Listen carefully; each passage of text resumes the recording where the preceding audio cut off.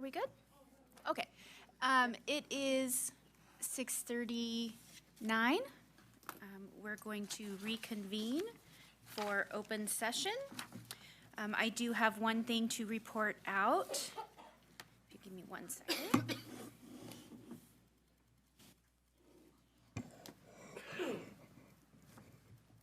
you have it? Oh, I have it. By a vote of 5 yeses to 0 noes, the board voted unanimously to ratify a settlement agreement with the district teacher under which the teacher has resigned from the position with the district, and the district has accepted the teacher's resignation. Okay, Dr. Gibson, do we have any deletions or corrections? No, we do not. All right, please rise for the pledge.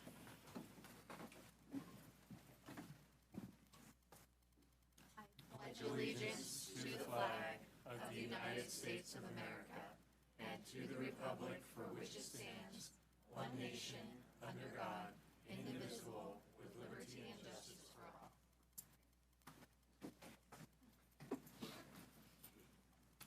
For presentations and recognitions, we have Mr. Cruz from the Maintenance Department. Welcome.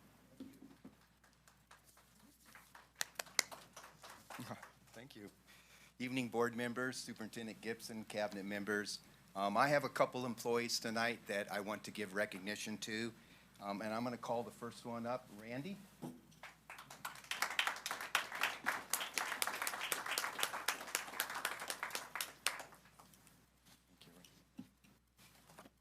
Right here. Randy started with the district in April of 2015. Before that, before coming to the district, he actually maintained a 288-unit apartment complex in El Dorado Hills. And so he has a lot of experience in maintenance. He's originally from Chicago, and in Chicago, he used to plow snow back there. And he also worked for a landscaping company. Then he kept all of their equipment going. So Randy worked in our grounds department for a while and just did an excellent job with maintaining our equipment and taking care of our grounds. He was one of the main grounds people at Amador High School. And so last winter, if you remember the 6 feet of snow that we had in Pioneer, Randy was the main guy that was up there plowing that and keeping that school cleared for us. And I remember about 3 days into doing this, and we ran out of places to put the snow up there. He came to me and he says, you know, Joe, the reason I left Chicago is so I wouldn't have to plow snow anymore. So I really appreciate everything he does. What I really appreciate about Randy is when we assign work orders to him, they're done. I mean, sometimes you assign work orders and it doesn't get completed right, and maybe the site calls you back again to rework it.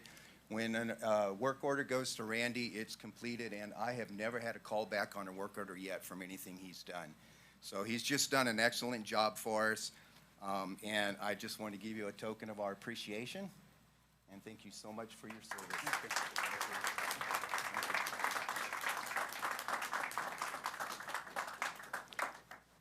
The second person I want to give recognition to tonight is Kevin.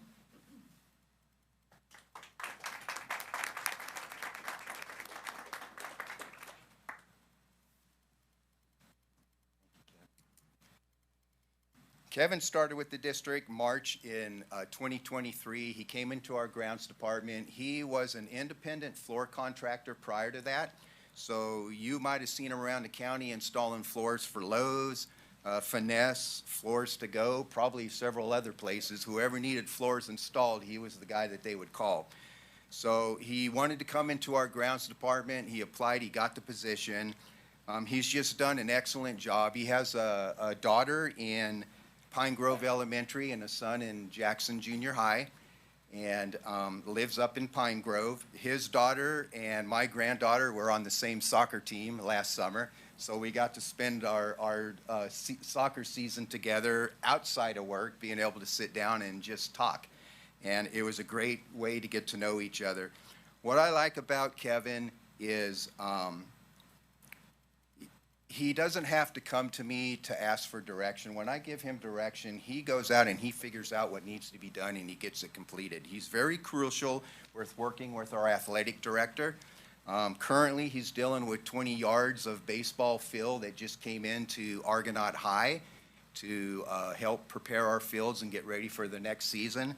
So he's just a hard worker. When trees go down, we had a lot of trees come down during winter, and he's right out there cutting those trees up and getting the school site cleared. He'll be up tomorrow morning helping Randy plow Pioneer and getting that school ready for tomorrow. So, Kevin, just a token of our appreciation. I just thank you very much for your service. Thank you. Thank you, board members. Thank you, Mr. Cruz, and yes, don't forget your picture. For employee organizations, I know Mrs. Jensen is here. Did you want to make additional comment? No, you already, okay. Okay.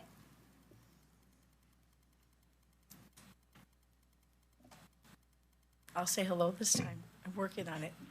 Hello, nice to see you. Nice to see you. Nice to see you. Thank you for giving me an audience. I would rather this was a round table and we could discuss, because what I'm about to say is something that all of us are dealing with. I'm going to repeat what I said earlier, but I have one more thing to add. So the COLA, cost of living adjustment, was given as an 8.22% increase. And we, the Amador County Teachers Association, suggested that 5.5% would be reasonable, fair, and help this district to stay solvent and do what they need to do with the monies that they're given. It's ongoing funds, therefore we're not taking out of, or asking for something that we're not going to be continuing to get. So this is a cost of living adjustment. It's not for consolidation. It's not for facilities. It's for people. And we have people here who want to stay. We have people here, we want to bring people in, and we have to have an opportunity for them to come. A living wage is really important for that. We, Amador County Teachers Association, put forward a poll. It was an informal poll, and of it, 75% of active teachers responded, or active employees, because we're not all teachers, we're all. 92% of those people wanted the bargaining team to stand firm with the 5.5% we asked for. Now, there's also, I didn't explain the whole package, but the cost of living increase was a very important, adjustment was very important part of the request that we put forward for an adjusted wage. The other parts were a step 28 to give people who've been here for a really long time an opportunity to make a cost change, a cost increase. The only way that people after 25 years get a raise is if an increase in pay, is if we negotiate an increase of pay. So we asked for another step for those people. And the district also offered a $10,000 incentive for retirement. So that was the full package. The district's response to the 5.5 was a 3%. And so I'm just letting you know that if you decided that it should be higher, we would discuss that. But the 5.5 is what the people from ACTA would like us to continue to bargain for. Okay? Thank you. Thank you, Mrs. Jensen. I don't see Amy. Amy, are you here? No. Mrs. Martz is not here. So we are on to item 11, school consolidation updates. And we do have, public speakers for consolidation. I'm going to go ahead and, so the blurb is pretty specific to non-agenda items, but the timing is the same. So a person wishing to be heard by the board shall first be recognized by the president and shall then proceed to comment as briefly as the subject permits. Individual speakers shall be allowed 3 minutes to address the board. On non-agenda items, we also apply that to agenda items. The board shall limit the total time for public input on each item to 20 minutes. With board consent, the board president may increase or decrease the time allowed for public presentation, depending on the topic and the number of persons wishing to be heard. The president may take a poll of speakers for or against a particular issue and may ask that additional persons speak only if they have something new to add. So we already have the speaker cards. There are 6 speakers who want to speak on consolidation-related topics. First, we will have Mr. Ronnie Gold. Oh, Mrs. Ronnie Gold, followed by Mr. Tom Payton. I apologize. It's okay, it happens often. Okay. In May of 2022, the board was presented with a document prepared by Mr. Critchfield stating that Ione Elementary had $30.1 million in critical needs to include 1 large classroom building. This number was derived from the Facilities Utilization Master Plan, also known as FUMP, which stated that the site had a total improvements list equaling $31.8 million. These price tags were used as a driving factor to ask the board to vote in favor of consolidation and the closure of Ione Elementary. In the 2022 FUMP, a facilities inspection toolkit, aka FIT, was included for all campuses in the district. Ione Elementary received an overall rating of 52% with 5 extreme deficiencies noted. A FIT was also done in 2023 by a California School Inspections Consultant, also known as CSI. On this evaluation, the site received an overall rating of 74% with 0 extreme deficiencies noted. This one also included 6 additional pages of supporting documentation describing all minor deficiencies found. I will be handing these out at the end, which is both the 2022 and 2023 ones. In the 2022 FUMP, Amador High School, the proposed new junior high site received an overall rating of 10% higher than Ione Elementary. In the 2023 FIT, performed by CSI, Amador High received the worst rating in the district at 71%. The current consolidation plan contains 0 improvements to this campus. My reason for providing you with these documents tonight is so that you can compare them and see the discrepancies for yourself. The point I'm trying to make here is that Ione Elementary is not beyond repair any more so than any other school in the district. The real reason it has been put on the chopping block is because staff saw it as an opportunity to cut some dollar signs off the total price tag for facilities district-wide. If the original reason for closing Ione Elementary was based off of the 2022's FIT performed by Mr. Critchfield, then what is the reason for closing it now, given the current FIT? I've printed out copies of all these. The highlighted ones are the discrepancies for you guys to view, and I'll hand them out now.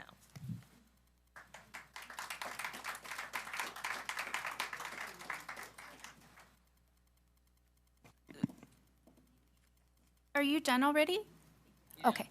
Mr. Payton, you can approach the podium. After Mr. Payton, it's Mr. Cody Gold. Thank you. Thank you for letting me speak. My name is Tom Payton, and I continue to have some concerns with consolidation and its impact on our students' safety, educational opportunities, and sports opportunities. My concerns have only grown larger after learning the estimated cost savings with consolidation. According to the figures from the school district, consolidation will save the district $1.3 million per year. The annual loan payment, as I understand, for consolidation was estimated at $1.25 million per year over the next 18 and a half years. This means at best, the school district is hoping to save $50,000 a year. If construction goes over budget, which is likely, then the amount of savings goes down. There's only a 3% margin of error. That means if something was estimated incorrectly, consolidation could cost more for the next 18 and a half years than what it currently costs. To make matters worse, at the end of 18 and a half years, we will have a high school campus near capacity with deteriorating portables and a gym that is inadequate for the student body.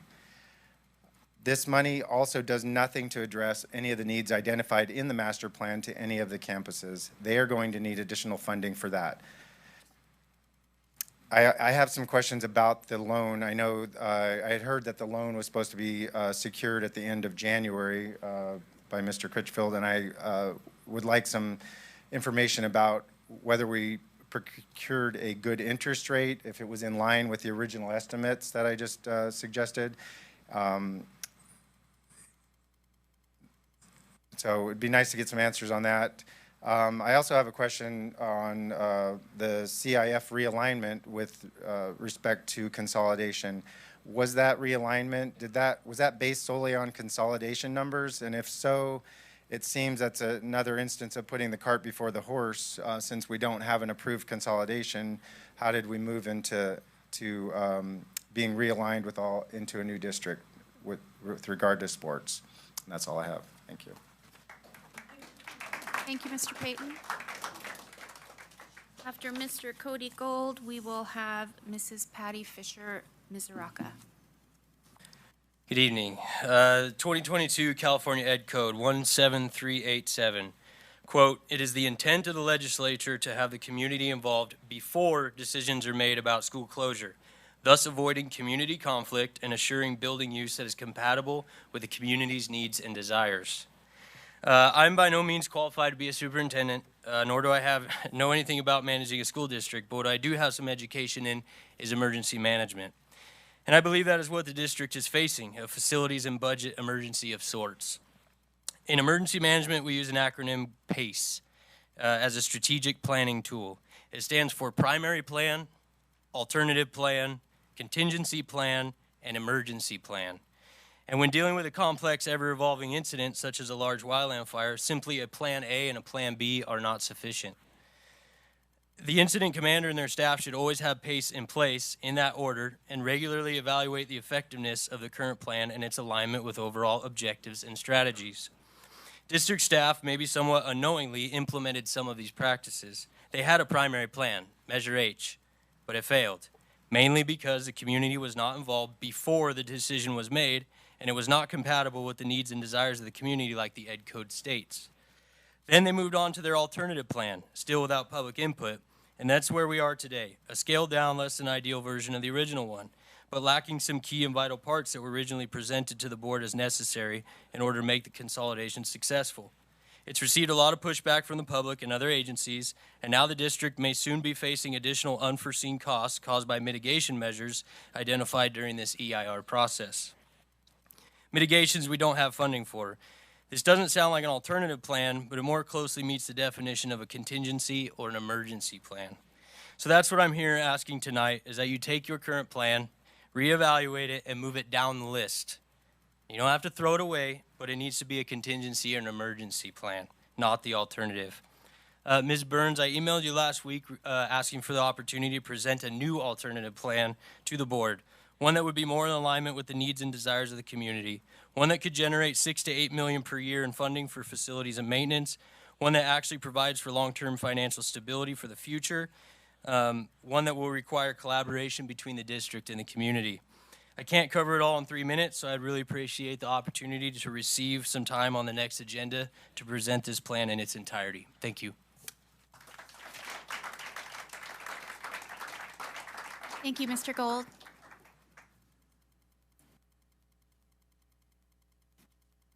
Following Ms. Fisher Mizuraka is Mr. Rick Vicini.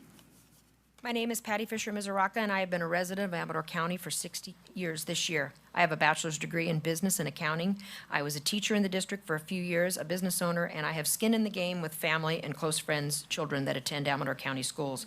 I want to make it clear about the great group that has spoken out so loudly. And by the way, it is a great group. Ione, Jackson, Sutter Creek, Plymouth, Fiddletown, council members, fire and police departments, organization members, business owners, etc. We are here for the students, families, community, and businesses in that order. We have attended and watched numerous meetings, as many do. Some of the board members say, why aren't the people here? We are.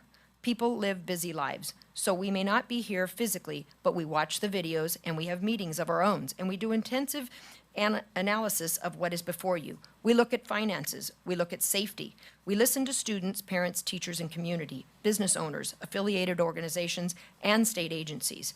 Several of the board members have mentioned that they may not be receiving all of the information that the district office sees. So that is why I'm here tonight, to let you know that this is bigger than what you are being presented. There are pieces to this puzzle of which you are not informed. The information you are being presented does not reflect current times. Yes, just like the superintendent continues to mention, consolidation has been around for years. It's nothing new. But where they are failing you is with things that have changed and things that are going to change. Ione has changed. Plymouth has changed. Do you know that so-called abandoned railroad, which, by the way, is not abandoned according to Union Pacific records, is currently in expansion? I doubt you do. The railroad is being expanded as we speak. One or more mines and plants in Ione will be shipping up to 120 rail cars per day in and out, utilizing a drop-and-pick method. Has the school district had talks with Union Pacific to see if they plan to use the switch yard in front of the school? The district currently uses Union Pacific's property for parking, bus turnaround, and some conic storage. And from school years ending 2014, 15, 16, the school district spent $32,499 of developer fees on the Union Pacific lease for Ione Junior High. But in the school year 2017, it fell off the expense reports, which begs the question, did the lease expire? Was it not renewed? What's the status of the land for school use? Per Title V of the California Code Regulations, school facilities construction, if the proposed site is within 1,500 feet of a railroad track easement, a safety study must and shall be done by a competent professional trained in assessing cargo manifests, frequency, speed, schedule of railroad traffic, grade, curves, type, and condition of the track, need for sound safety barriers, need for pedestrian and vehicle safeguards at railroad crossing, presence of high-pressure gas lines near the tracks that could rupture in the event of a derailment, and preparation of an evacuation plan. In addition to the analysis possible and reasonable mitigation measures must be identified. Stop the consolidation process. There's a better way to save our schools.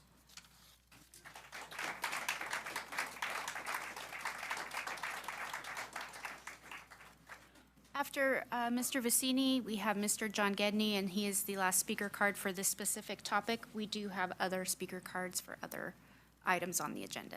Thank you, Mr. Vicini. Good evening. I'm Rick Vicini, a resident of Amarillo County, fifth generation. I've spoke with you guys a few times, talked to a lot of you in person. I stated back in the November meeting that you're putting the cart before the horse, meaning the EIR secret process started at the first, should be the first thing to start, and it wasn't. In any other project, that's always the first thing done, and it lets you know if you can afford to move forward with a project. There have been hundreds of projects in our county over the years that have been scrapped or changed drastically because EIR came out and things had to be changed. You can talk to ATC, I'm sure they have plenty of records on different things that have had to happen over the years because things change or things come out. That's why you do that first off, so you know where you're at, you know what's going on. But your staff just keeps telling you to move forward, trying to ignore the proper process.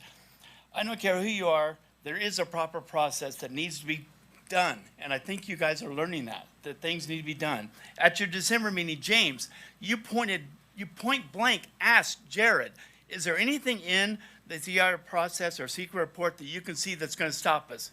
And he flat told you no in front of all of us. He said no. So why did he tell you that? Obviously, it's very obvious that things have slowed this down. I think he told you no. They were misleading. They're misleading you guys. They're trying to ramrod this through without you guys knowing everything that's going on, and you need to learn more about the whole process of what's going on.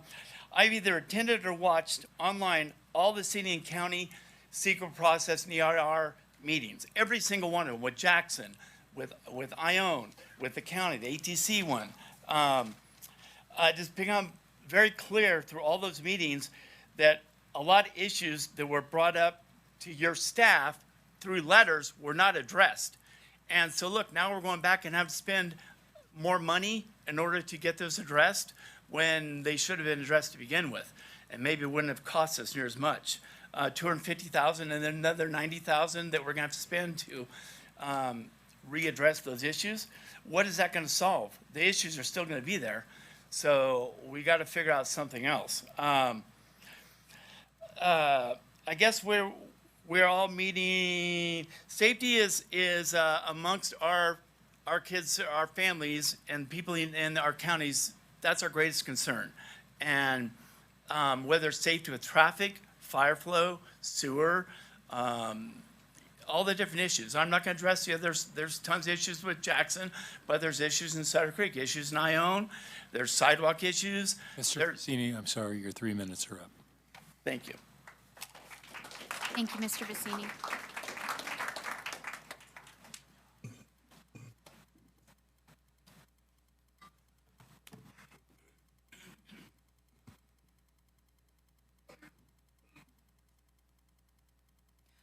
Sorry, are you waiting for me? Whenever you're ready. Thank you, Madam President. John Gedney, ACTC. Thank you for conducting the workshop last week. It was a very productive discussion. Good chance to clear up some misconceptions that have been out there. One of which, and the primary concern of ours, was addressed by our traffic consultant, Don Hubbard, who characterized your position as a mistaken belief that you can rely only on VMT and not traffic safety in your CEQA document. Don is an expert witness. He's the technical director for traffic forecasting and transportation planning for GHD, formerly Omni Means. Don cited Public Resources Code Section 21099 that states the change from level of service to vehicle miles traveled does not relieve a public agency of the requirement to analyze a project's potentially significant transportation impacts related to air quality, noise, and safety. At the workshop, your EIR consultant agreed with our position. He asked Don to go back to the slide that cited Section 21099 and said, "We agree with what's stated here." This wasn't the first time your consultant agreed with us. At your December 14th workshop, we presented this citation to your consultant, who said it was absolutely true. In both instances, your consultant went on to say that he thought it was addressed adequately in the EIR. Tonight, as a tacit acknowledgement that it's not, you are being asked to approve another $90,000 to have your consultant do more work. And because you won't back down and just work with us on this, we're going to have to keep paying our traffic consultant and legal counsel to prepare to challenge your EIR, because we still have an outstanding issue. When we asked at the workshop if you agree with the argument that traffic safety should be in the body of the EIR, not the appendix for informational purposes only, you did not agree, despite your consultant having agreed with us on 2 occasions. So your consultant is in agreement with us in regard to Section 21099, and your staff understands that the current analysis is inadequate. Substantial evidence from other expert witnesses is telling you the same thing. You just received a letter from Caltrans telling you that you're not doing this correctly. Soon you'll receive 5 more letters saying the same thing from the county, the cities of Jackson, Sutter Creek, Ione, and ACTC. We'll meet on Monday to discuss the traffic issues. Hopefully it'll be as productive as last week's meeting. Here's the problem. When you use the software that Caltrans requested, it shows there will be an 880-foot queue on the left-hand turn out of Argonaut Lane. 40 cars will be stacked up there on opening day. Your plan to platoon cars won't work. Your plan to go to the radio and blame other agencies won't work either. Your staff just had a private meeting with Caltrans, hopefully starting to understand the harsh reality. But for us, all this begs the question, with expert witnesses, substantial evidence, and your own consultant in agreement, on what legal basis are you relying to continue down this path? Thank you, I have a Madam quick President. clarifying question. What's that code number you said? Is it 21099? Can I have some extra time, Madam President? Is it 21099? 21099. It was And is- provided in a comment card to your consultant at the December 14th meeting. Okay. And also referenced And in the slide it's presentation. PRC 210. Public Resources Code Okay. 21099. 21099. Thank you, Madam President. Thank you, trustees. Thank you.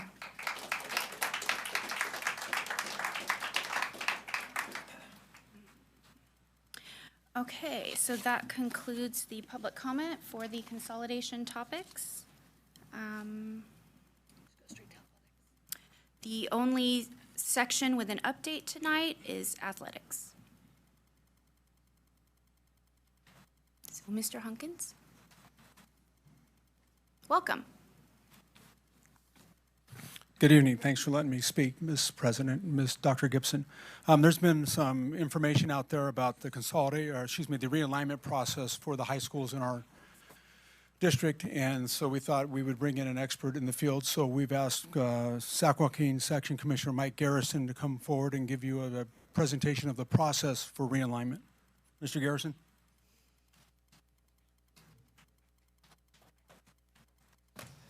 Good evening, everyone. How are we doing tonight?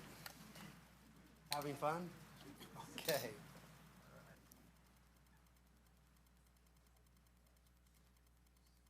PowerPoint, you can take notes, what have you. Let me organize myself here. Mr. Garrison, can you speak in the microphone so the people that are, thank you.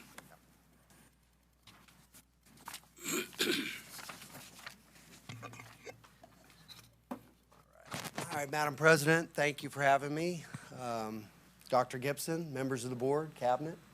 My name is Mike Garrison. I'm the commissioner of the Sac Joaquin section. I've been doing this for about, I don't know, I think I'm in my 12th year, 10th year, somewhere around there. Prior to that, I was assistant superintendent in Rockland Unified, principal Rockland High School, so I understand the dynamics that you all are dealing with right now very well. So here today to talk with you a little bit about our realignment process and what realignment means within the Sac Joaquin section. So you can follow along, you can take notes right there if you like.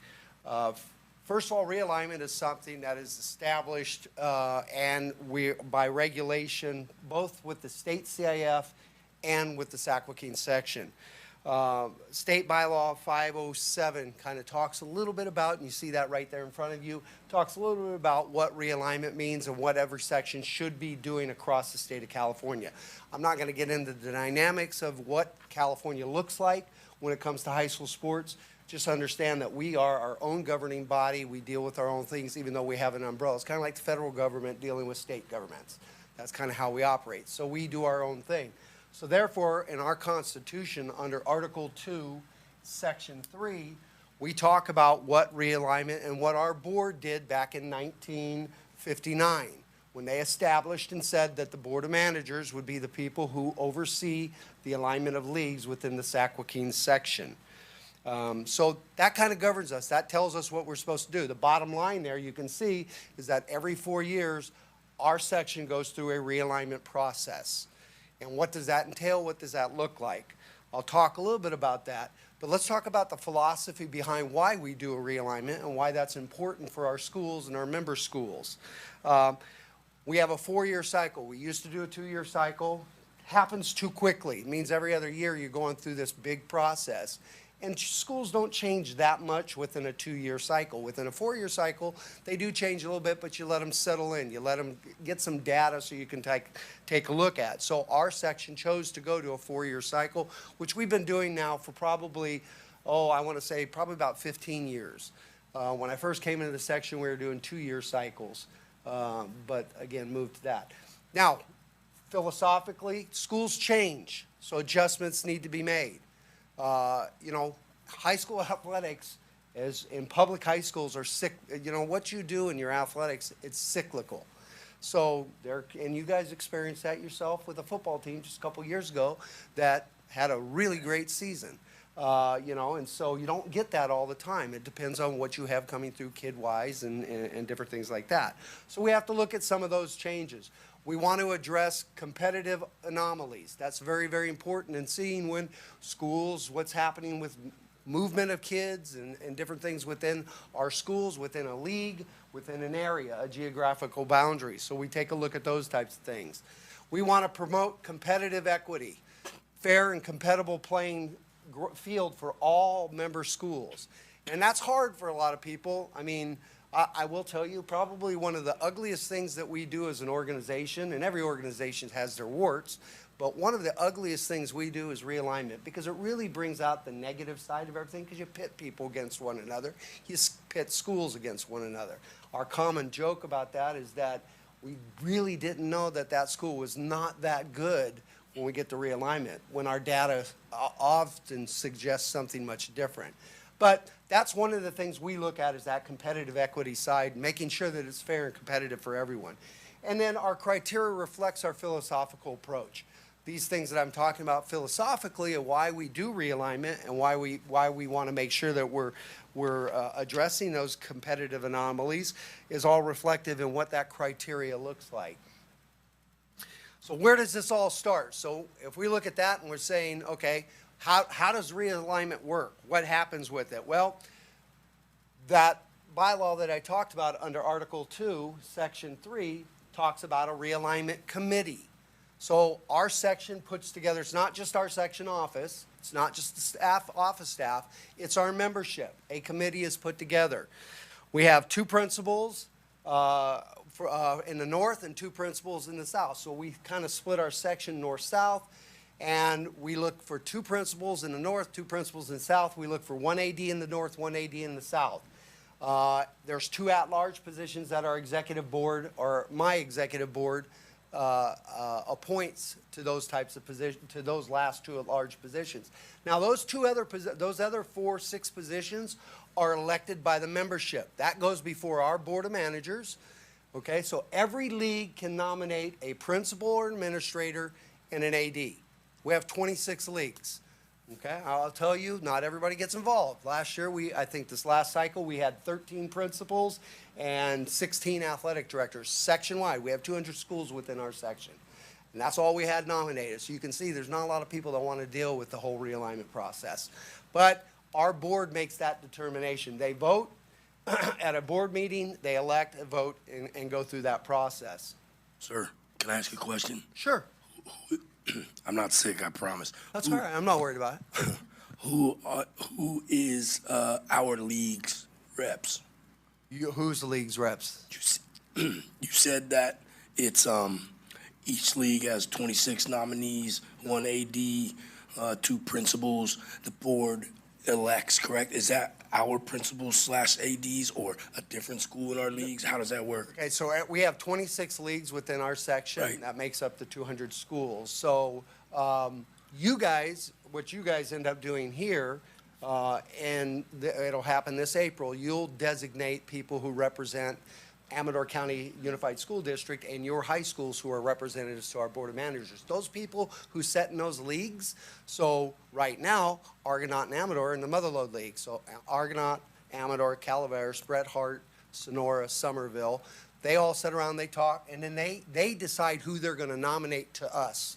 So they send us 1 principal, 1 AD. I couldn't tell you if they sent us anybody this last time or not. I don't have that material in front of me. I can't remember. But every league does that. So we could have up to 26 principals nominated and 26 athletic directors nominated. Does that make sense? Does that answer your question? Kind of. Okay. I'm just curious who has been, if you didn't get them now for this year's, who was it prior? I'd have to go back Yeah, there's a historically lot. and tell you who set from the Motherlode League, if anybody ever sat on our realignment panels. I'm trying to remember. Off the top of my head, I can't remember it, but that's not necessarily. Scott might know a little bit of that. Right, yeah. The league nominated Karen Sells, which is the principal from Sonora High School, and that was her only nomination for that committee. Okay, thank you. And Karen did not get elected by the school board, or by our school board, by our Board of Managers.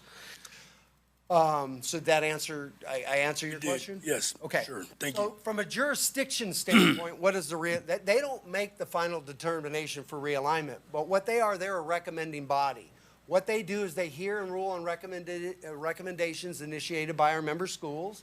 They develop recommendations for alignment, and they review and approve the placement of schools for realignment. So that's their primary function. They're a governing body. We follow the same rules you do. We're Robert's Rules of Orders. We're bound by the Brown Act. We do all of our business in open session, open public session. There's no closed session. There's no, all that discussion, debate happens and you would say it's a beautiful sight sometimes, but you got 300 people out in the audience and you got a table up front with probably about 20 people around debating and talking about where you're moving schools and what you're going to do with them. Okay, so they debate. And they have those discussions and they make those appointments or those changes in front of the public. And we do have open comment for public where they get to address and give proposals. But they're a recommending body only. They make a recommendation that goes forward to our Board of Managers. Then our Board of Managers votes on it, and it has to be 50% plus one to pass. So it's a majority vote, and if it passes, then that goes into effect. So the starting point for our realignment, though, where does that start? We don't just open up the table and say, hey, throw out all your, give us all these proposals, because that would be mass chaos, because there's a million proposals out there. Well, where it starts is it starts with our staff. That's what we're charged with the staff. We're the ones who live and breathe this every day. We watch every single day. We know what happens with every one of our schools. We know what of our schools are successful athletically, what schools are not successful athletically, where they stand. Are they middle of the road? Are they not middle of the road? You know, all that stuff we know. So when we start a 4-year cycle, we kind of start in year 1. So like next year, we'll be starting our new cycle. It goes from 2024 through 2028. Something we just dealt with last January, last spring passed by the board. So as we step into 24-25 with our new realignment, we're going to start looking, and it won't be till the end of that year that we start looking at some things from an office standpoint. But the completion of year 2, we sit down and start having meetings. Hey, what are we seeing? Where are we seeing anomalies? Where are we seeing like, hey, these guys can't compete there. These guys can. Hey, these guys need to be here. A lot of different things that we look at. At the end of year 3, that's when we start to develop because we've had all these meetings, conversations, and when I say meetings, those are staff meetings with our leadership team sitting and talking. Well, we start to develop our initial proposal. And then we get into that study year. And that study year happens, you know, all the election and stuff happen in the fall, and then we start our meetings in January. We collect information from every one of our schools. So every single one of our schools within the section, we send out information. They submit that information to us. We tally that information. I'll tell you, that binder right there, I have that white binder. It's probably 3 times as thick as that binder with all the material that we have in that our committee needs to go through. Well, I'll be very honest with you. We don't expect our committee to read every single piece of paper in there because we know what every single piece of paper represents. We have summaries that we talk about, but that is at their fingertips. So when somebody comes up and says, hey, we're not competitive enough to be there, well, wait a minute. You have a 3.5 competitive equity. How are you saying you're not competitive? Okay, you are competitive. So they have those things at their fingertips. So then what we do is we refine our proposal, and then we start our first meeting in January, and we provide an analysis and perspective, and I have that in your PowerPoint. I'll quickly go over that tonight for you, just to see, so you can see what we do when it comes to what we call analysis and perspective, and then we present our initial proposal, and that's the starting point. Where then we open up our meetings and things like that. So our first meeting spent on us giving a presentation and throwing out the information so the schools can take a look at it. And then our meetings occur anywhere between January to March. We can have anywhere between 4 and 6 meetings. It just depends until the proposals are done and finished with that. So that is kind of the starting point. Any questions I can answer for you at this point? Okay, so our criteria. So what's the important, when I talked about a competitive piece of that, or what we're looking at from a competitive standpoint, our primary criteria is equity of competition. We look at where schools finish in league, where they finish in the section. And they get a point value for that, and we develop a point system. This last year, and you'll notice this PowerPoint only says 2 years, it's because we came off the pandemic. So we really only had 2 years of data to be able to prepare for the upcoming realignment. So that's why it says 2 years. Typically, that would say 3 years because we're looking at a 3 or a 4-year partial portion of data. And primary 3 because we're doing this a year in advance. And then, like I said, the section finish. So equity of competition. So how competitive is your program top to bottom? A to Z. Every one of your sports. Boys sports, girls sports, all of them. We look at every one of them. Okay? The second part of that criteria is click that for me. is scope of program. What do you offer in your program? How many programs do you have? How many teams do you have? We try and balance that, make sure we don't want to put we don't want to put 3 schools in a league that only have 17 teams and 10 programs with schools that have a complement of 28 teams and 45 programs. That's not a competitive, that's not a good thing to do. It creates many problems for our schools. So we try to make sure scope of program. So diversity of offerings, degree of to which the school being reliant will be affected. Okay? So that's the second piece. And then the last piece for our section, which is, it's different in every section, but our section believes school enrollment is a big piece. Okay? I will tell you from a philosophical standpoint, and we're moving in that direction, competitive equity is probably more important than what size of school you are. Because we see a lot of schools that might be 300 that are competing with schools of 2,000. I'll give you a prime example. Your football team beat a school that was upwards of 1,500 to 2,000 students when you won the NorCal championship a couple years ago, or state championship a couple years ago, excuse me. That was a big school from Southern California. So the competitive equity is starting to outweigh school enrollment. But we still, in this section, live, and I don't like to say, sometimes I do say, it's archaic time, guys. Come on, we got to move with where we're at in the world today. Competitive equity is a big piece of that, looking at and putting schools in position where they're competing, okay? And so those are our primary, those are the 3 things. Now, you'll see conversations, and they're interwoven. In one conversation, enrollment might be a big piece, whereas competitive equity is a little bit lower. In one conversation, it might be, hey, competitive equity is really important right here. So it ebb and flows as those discussions occur. Then we have what we call secondary criteria. Secondary criteria is desire of a school or a school district. We get that all the time. Here's one thing we always get. We want all of our schools in the same league. All our schools in the district in the same league. Well, I'm sorry, I get you want that, but that may not work for us as an organization. We need to look at for 200 schools. Not 7 schools, not 10 schools, not 2 schools. We have to look out for 200 schools and make sure that we're doing and putting the pieces of the puzzle together to make sure it's most fair and most equitable for everybody. So even though we do look at, hey, well, this is where we'd like to be, we do consider that, but it's at a secondary level. So that is one of the pieces of secondary criteria. And then the other part of our criteria is what we call general considerations, which is distance traveled. So we do understand distance. We do really try hard to keep our schools in geographical boundaries. Many of you who've been up here for many years know that the Motherlode League's been together for a long time. You got Sonora, you got Summer, I mean, you're all right here. Okay? Well, you go back even further than that, that wasn't the case. A lot of these schools were part of the Sierra Valley Conference back in the early days of the Sac-Joaquin section. So, but we do really try to look at that, and we understand that travel is a huge cost to our districts. So we try to minimize that as much as we can, but we will never, ever put that as saying, hey, they're really super competitive, but we can't do that. Unless it's a gross major problem, then we might look at doing something different. But so that's the criteria. That's criteria is what we measure when we're looking and developing it, and when our realignment committee's having conversations, and one of our realignment members says, "Hey, let's do this with this school." We ask, "Well, what criteria are you looking at, and what are you basing that criteria on?"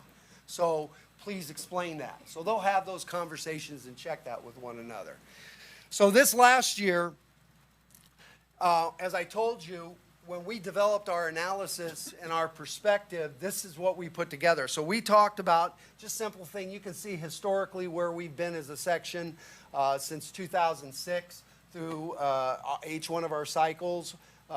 You can see that in 2024, 25, what we're trying to do is we try and keep our same divisions so our schools are comfortable with their divisions, their leagues. You can see that our section, we've gone in 2006-07, we were 166 schools. We're now at 183 schools, and what the average is. So we share a little bit of that data so our membership understands kind of that, hey, we're kind of staying status quo when it comes to our divisions and our leagues and stuff like that. As far as our recommendation this last time, what we looked at doing is we divided our 7 sections into, we tried to keep them as balanced as possible because they end up playing in interconferencing with one another. So we try to keep like 3 leagues. You can see our Division 3 has one of the larger, but that's kind of the majority of our schools fit in those size numbers or within those parameters. So that's why there's 5 leagues in Division 3. And so forth and so on. So again, we try to keep those same 7 divisions. So as far as a point of analysis, we talked about several of our schools in the north and south were placed in different leagues, and so we give them this information before we show the proposal.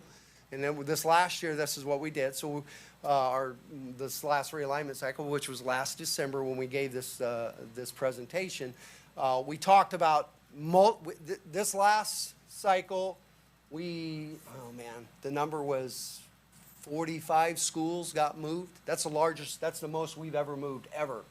But that's because a lot has happened in the last 5 to 7 years, and some movement needed to happen.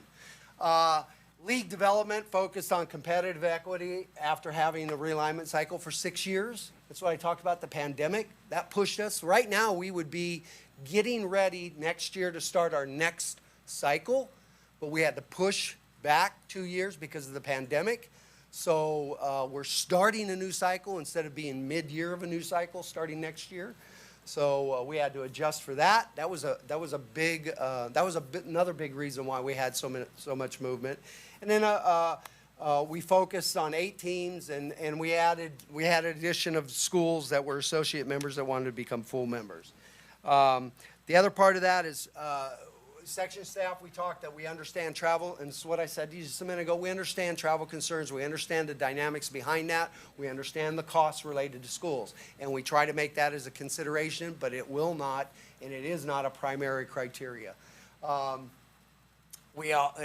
guys don't need to know about the unbalanced leagues, and we did share with our schools. We are absolutely 100% committed to 7 divisions and 25 leagues. That really helps with the breadth and scope for our schools for a competitive standpoint. And let's see, what else did we talk about from an analysis standpoint? We told our committee they may have to move some schools, and they did. They made a lot of movements off of the initial proposal, and I'll show you that here in a minute. Again, the 7 divisions, and there is a talk, right? There's been talk, just so you guys are aware, there has been talk of a conference model. Conference model is something completely different and foreign for us. Conference model would be putting, it could be putting anywhere between 18 and 40 schools together, and you are a conference, you league amongst yourselves. You figure that out yourselves. Sections out of that. We'll do conference alignment every 4 to 6 years, but you guys can re-league how you want. You can do it by enrollment. So that's something we're talking about. Our membership's talking about. We currently have some stuff going on related to that. So, and then I don't even need to go into that. You have that there so you can read that, but that's what we did with our playoffs. Now, the funny thing is, when we talk about competitive equity, when it comes to sports, people think competitive equity means I got to win league. And that is not what competitive equity means. Competitive equity means when you step on a court, a floor, a swimming pool, cross-country course, that you are competitive. You're not being blown out. You don't have to win everything, but you're right in that range. Like, hey, we're competing, okay? But people seem to think competitive equity means, oh, it means I got to win championships. That's not what that's about. So that's an important piece. Now, when we did our proposal, I only am showing you 2 leagues. I'm not showing you the whole thing. There's about 40 other slides. I didn't include those. I didn't think you want to see those. But I'm only going to talk about 2 because it affects 2 of your guys' schools here. So our Division 5 leagues are the Pioneer Valley League, the Sierra Valley Conference, and the Trans Valley League. Okay, the Sierra Valley Conference, if you guys go to the next slide for me, please, you can see that that's an 8-team league. We can't go any bigger than 8 teams in a league. just because we stay 6 to 8. Can go no lower than 6 and never can go higher than 8 from a league standpoint. You can see that we put Argonaut. Our initial proposal, we had Argonaut in the SVC. Okay? Now, if you, next one, they don't need any of that. And I'll show you right here. So this is what we said in our proposal to our board, or to our realignment committee. Argonaut Amador will merge in 2025-26. And that school will join this league as its enrollment will be in line with the remainder of the SVC. Right now, Argonaut's not as big as the other schools in the SVC, okay, size-wise. But again, I'm going to go back to what I just said. Competitive equity, et cetera, size, how big the school is, isn't always the determining factor. It's whether you can compete or not.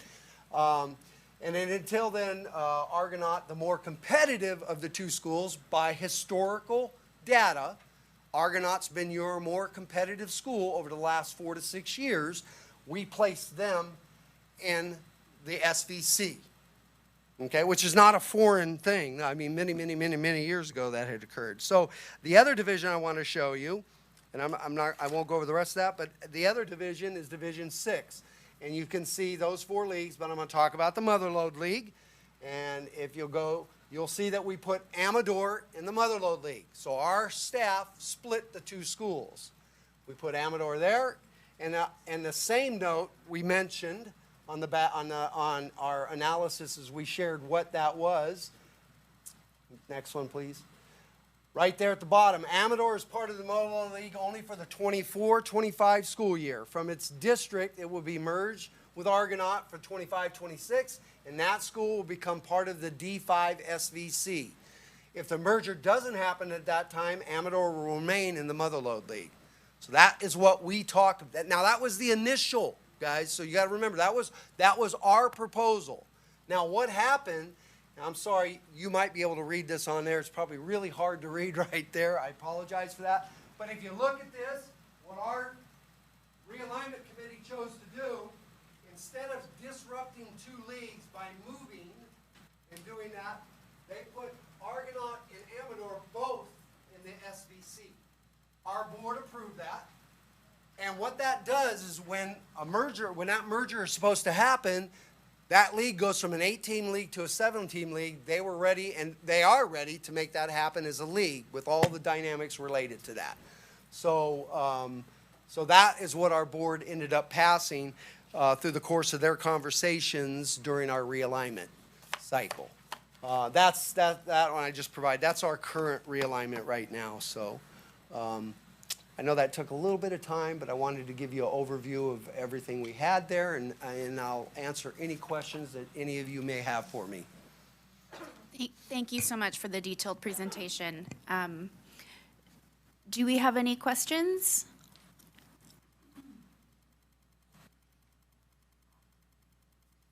I have a question. Sure. You're using the phrase membership. Can you explain that? Membership is our 200 schools that are members of the CIF's Sac-Joaquin section. What does it take to be a member of CIF? Well, first of all, I'm sorry, go ahead. No, go ahead. First of all, school would have to apply to be a member. You can be an associate member, you can be a full member. An associate member, a full member, you have to offer a complement of programs. To be an associate member, you got to offer at least 2 sports in each season of sport, male and female, so that we end up putting you in a league as a full member. If you can't offer that, you are more than welcome to become an associate member, which allows you the privilege to play other CIF member schools, but you cannot participate in playoffs. A lot of our smaller schools step in as associate members and try to grow their program. And then once they prove that, hey, we can sustain this, we move them into a league, et cetera. I asked that because during COVID and the Let Them Play movement, I sat on the steps many days. Oh, yeah. And I remember many schools and many public members and people were always saying, well, let's just dump CIF. We don't need them anyways. I asked that because I don't know what the definition of membership means, so I appreciate you giving me not a problem. Yeah, with a lot of resources we provide our schools. Basically, the way I look at CIF and as my tenure as this commissioner, we kind of serve as, we're like the big district office for all of our schools and districts from an athletic standpoint. We provide services and resources for them to run their athletic programs. Technically, is there such a thing as not needing to be a member of CIF? Well, I'm sure people could say I'm not, well, you'd never be able to play any other stuff. Well, here's what I'd say. Let's just use this as an example. Let's say school ABC said, we're not going to be a member of CIF, and you live up in this area. Good luck, because who are you going to play? Right. You can't play anybody else, because Right. your CIF member schools can't play people that aren't members of CIF. Right, Or another state association. right. So, good question. Any other questions that I can answer for you guys? For you all? Well, one of the things that has developed here recently, and it kind of plays into this, is we have put off consolidation for a year. You know, the joining of the two schools while we look forward on things. And there's been concern from some people that I've heard that, you know, we're going to be the small fish in the big pond, especially that, you know, one school definitely was going to be moving up regardless, and the other school was going to be there. Is it possible that the two schools could merge their athletic programs, not this year, but next year, and play as one? Well, I think if you did something like that, you'd have to have one school under one CDS code. You could do something like that, potentially. That is an option that you could have. Or the other option is you remain, one in the MLL and the other in the SVC. So, yeah, yes, that is But an according option. on what you presented up here, both schools are going to go to the SVC. Well, if you go back to the other thing, it also, well, yes, they're both in the, yes, that is true. But yes, yeah, so you could, and that's true, based on our original proposal, that wasn't the case. Based on what the board passed, you are correct. So they're either going to stay separate, or you could combine the two schools under one CDS code, becomes one school. They may be housed on two different campuses, but they're one school and one athletic program. They can compete as that one school. What is CDS code? That's your school's code through the state. And my question to that Well, I is- think it's CDS. Well, I don't, is that, yeah, CDS code. That's what I thought. It's Well, been years right, since I've but been what in the does that central mean? office. What does That's that how mean? they identify the school. It's how the state identifies schools. Right. Okay, so my question is, doesn't one school have to not offer a sport in order to combine? So one would have to give up their sport, right? Mm-hmm. So they would have to, let's pretend the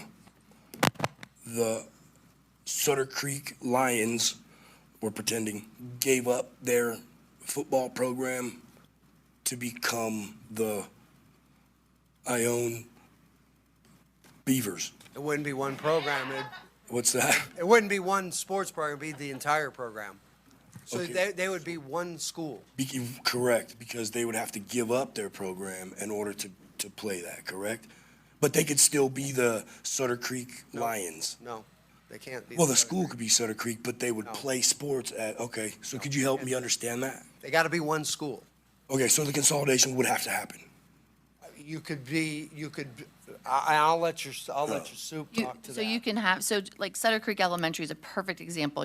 We have one CDS code, but we have two buildings, one right in downtown and then one over by Amador. But they are under one CDS code. So essentially what Mr. Garrison is saying is you could put both schools under one school name, one mascot, whatever, and have kids housed where they currently are on both sites for the high school to come together to create one sports team.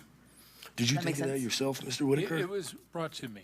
Oh. You know, so, but I'm just trying to think about, you know, if we move forward with consolidation. The community members brought that to you? Yeah. Okay. That was also brought to me by a handful of coaches when this first came out. They said, how do we make this happen?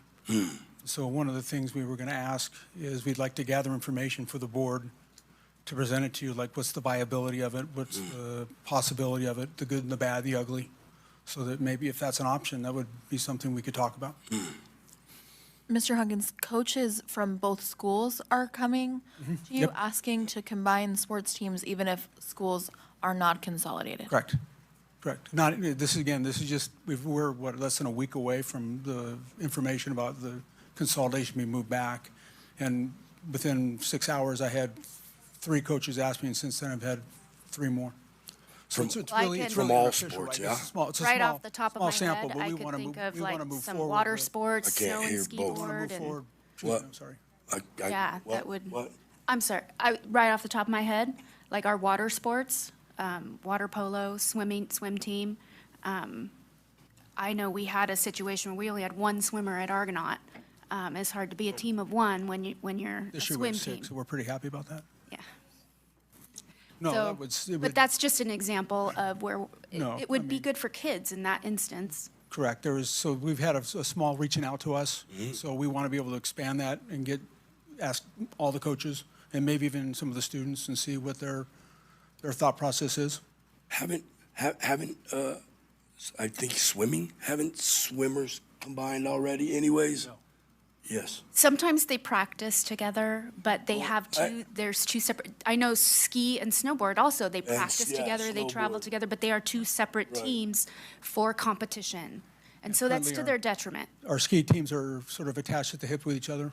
The what? Ski teams, they travel together, they compete together, they Right. practice together. Swimming's the same way.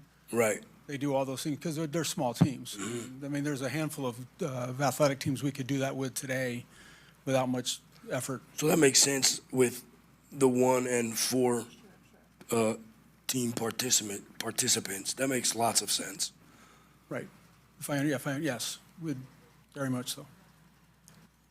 Would it be, is it being considered for the 40-man roster, well, not 40, higher man and woman roster, other sports? Is that being considered as well, like football or baseball or the 2 schools that already have enough players? Am I saying that right? What will the roster size be, basically? No, is it being talked about with the football programs? Is it being talked about with the baseball programs? I mean- is it being talked about with the basketball programs Yes. where we don't struggle with rosters? Yeah, I would say most of our team sports, coaches have already been talking about stuff like that. What does it look like? They've brought it to your attention, or the Well, district or I've been part of those personnel has conversations, brought it? yes. Yes, and they look at, like, for example, I'll take our basketball programs. Currently, Argonaut High School is 3 levels with about 9 kids on each team. Amador High School is 2 levels, and they have about 12 kids on each team. So between the 2 schools, you're Is that just for boys? just for boys, correct? Yeah, because I'm girls sorry, is, just for boys. And so you have about 30, 40 kids. You know, a typical basketball roster might have 45 kids. So we really only have like 5 extra spots we could fill. And then our girls' basketball side, you have Amador with just a varsity team, and Argonaut with a JV and varsity team. And Argonaut's Yeah. numbers are like Right. 9. Right, those are the sports that are struggling with rosters. Correct. We've had that problem for quite a long time. Since I've Correct. been on the board for 6 years, that's been a discussion more than And then once. if you want to take football, for example, because football is the big fish, right? Amador's got about 35 kids this last season. Argonaut's got about the same. So, you know, if you combine the varsity team, that's about 70 kids. Okay. And so is that a big team? Yeah, it's a big team. It doesn't mean every kid's going to continue to play football. Probably not. I mean, we do a lot of recruiting to get kids out for athletic teams. And sometimes that's a really good thing, and sometimes it causes some headaches. And so coaches have been really frustrated with, we're trying to get, 25, 30 kids in the football team just so we can practice. And then you have kids who aren't committed, and it causes a little bit of animosity, right? Because some kids just blow off practice, and then coaches have to deal with that. So there's layers of frustration with that are out there that we struggle with and we don't talk about. So we will be hopefully we can bring some information back, and if there's anything that you would like us to add to that information, if any questions you might have, please let us know, because we want to be thorough and get the best information for you guys so you can make the best choice. With the discussion of the combining of the sports, with football, for example, are you considering adding another level? Or 100%. you consider, like, We'd have a full-blown freshman program. Because I know with a 70-man roster, you're definitely going to hit, I assume that with a 70-man roster, you're going to hit issues of student athletes not playing. I love the equity word, Mr. Garrison. Right. Yeah, I mean, we would add levels. We'd probably have freshman levels in every sport Right. when we combine schools. Well, that's always been a topic when we combine schools or if we combine schools. Right. But my question was, you guys are talking about combining the sports programs without a consolidated program, correct? The athletic program would be Well, consolidated, okay, but not the schools. but the schools would be, I'll let Dr. Gibson. Yeah, I'm confused now. Am I confusing myself or is this thing confusing me? No, you're correct. Academically, they would stay at their own sites, and it would be for athletics is the option that was brought to Mr. Hunkins. Something that should definitely be explored, I think. I can certainly see where this is good for kids, for certain sports, absolutely. I have another question. Would it be also for the junior high levels or just the high schools? It could be. We met yesterday with the Ione administration and their athletic director, and we had this loose discussion. They asked that question, can we do it for the junior highs? And there's no reason we can't, that I know, other than combining the school codes. Well, but they're not sanctioned by CIF, so Well, true, but. it's a I very mean, different that- system. Junior high system is very, very different. I think that's The something we travel, can definitely. transportation would be Yeah. to get kids from Ione to Jackson, that's not a 5-minute drive, that's a 15, 20-minute drive, Transportation as in like for practice. district's buses? Well, I'm thinking getting kids to the practice site. Okay. Oh, I understand what you're saying. Yes. Thank you, Mr. Garrett. Anything's possible. Do you guys have any follow-up questions? Thank you. Not yet. No, I think Thank you so much. I think it's a good idea to, bring back more information so that we can just keep talking about it and help us decide. Thank you so much. Okay, we'll be happy to do that, and like I said, if you have questions, just let us know, we'll weave it into our thing. Thank you very much. Thank you. Thank you, Mr. Hunkins. This brings us to our public comments on non-agenda items. I have 4 speakers. I'm not going to read the blurb again. So first, we have Mrs. Lottie Tone, followed by Mr. Jason Kazad. Welcome, Mrs. Tone.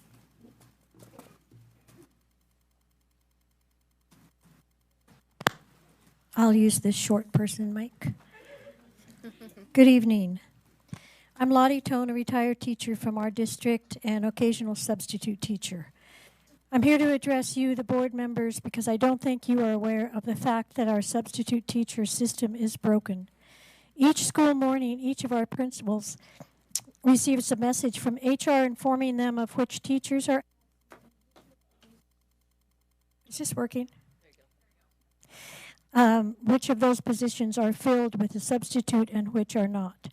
It then becomes the job of the principal instead of the district office to find substitutes for our classrooms. At some sites, then, the students with no teacher for the day are dispersed to other classrooms for the day. So, for example, there may be first graders in every grade level classroom on site for the rest of the day. In most cases, when there's no substitute available, the intervention teacher, whose job it is to pull students who are below grade level for a number of minutes each day and work with them to bring them up to grade level, is pulled from his or her position to sub in a regular classroom on those days, which is sometimes several days a week. These students don't get their services that they are supposed to receive every school day. I'm afraid the parents of these students are not aware that their children are not receiving their services, which are vital to bringing them up to grade level. One problem with our substitute teacher system is that substitute applications are not processed in a timely manner. I personally know of, and I know there are others, 2 retired teachers who moved to our area and applied to sub, but there were so many delays by the district in the process that they gave up. One is subbing in Calaveras and one in Elk Grove, where their applications were promptly processed and they were put right to work.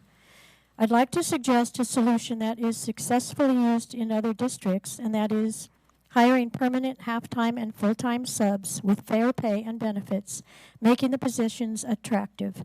On the unlikely occasion that a sub is not needed on a given day, that employee would serve in one of the many capacities needed in all the classrooms daily. Some will respond to this suggestion as unaffordable.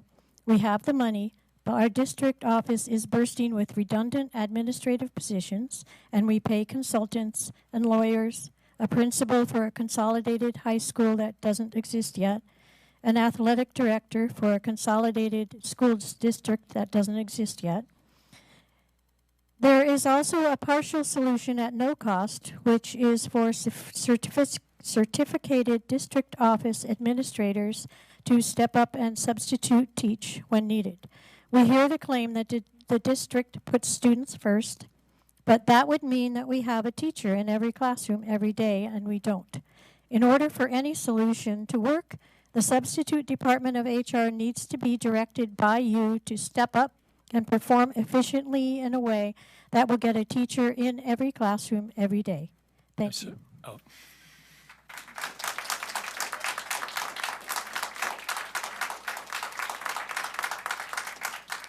Thank you, Mrs. Chone. Mr. Kazad? And following Mr. Kazad, Mr. Cody Gold again.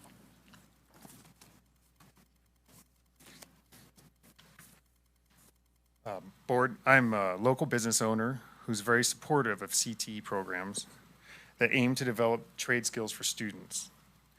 Recently, Dr. Gibson said something that seemed to be out of touch with the trades, especially pertaining to Amador County. In her February 1st interview with KVGC, Dr. Gibson spoke about what the CTE programs would be like under consolidation. She said, and I quote, "With consolidation, students will be able to start in the 7th grade, go all the way through high school. They can graduate at 18 and get a 6-figure job in the county." In my 20 plus years in the trades in this county, I have yet to see evidence of a 6-figure job opportunities available to 18-year-old kids, even ones with trade certificates. Another major issue that has still not been resolved, this administration moved forward with a CEQA analysis and hiring of 2 positions, spending hundreds of thousands of dollars in public funding without board authorization. Their actions were not legal. Like I said at a prior meeting, this means either the administration is dishonest or incompetent. This kind of behavior from the administration begs the question, can we trust the administration on the direction they are telling us we must go now with consolidation? One of the administration's main reasons for consolidating is the cost savings to closing campuses. The district estimates that a roughly $1.3 million savings every year. To pull off this downsized form of consolidation, they now must borrow against property, costing the district a minimum of $1.25 million per year in loan repayments over the next 18 years. This means we're going through all this to save $50,000 a year. That's where we're at. And we're not yet resolving any of the other issues to any of the other campuses across the district. Also, in light of the sports presentation that I just heard, am I to understand for the next year, Amador will remain in the Motherlode League and Argonaut will move on to the Sierra Valley Conference? What will happen to our kids if consolidation continues to be postponed because of undealt with issues, or it never happens due to the problems? Do we then go back to the MVFL, or are we stay uncompetitive in the Sierra Valley League as 2 schools? Is it possible that the administration is trying to hurry up the sports programs, so consolidating together faster so as to sell to the community that we are one school without having the consolidation properly done? Thank you.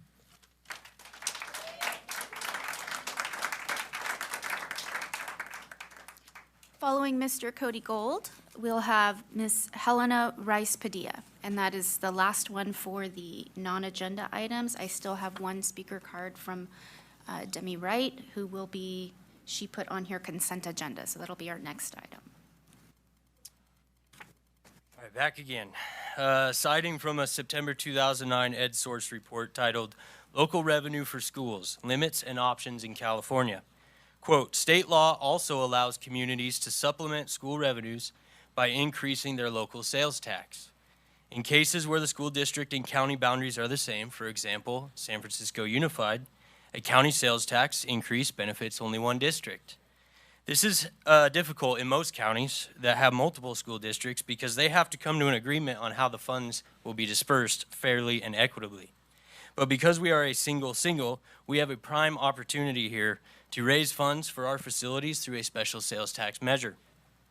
According to a report I received from the county auditor's office, Amador's current only special sales tax measure, the 2008 Measure M, which was a half-cent local sales tax, has generated $4.3 million each year for the last 2 fiscal years.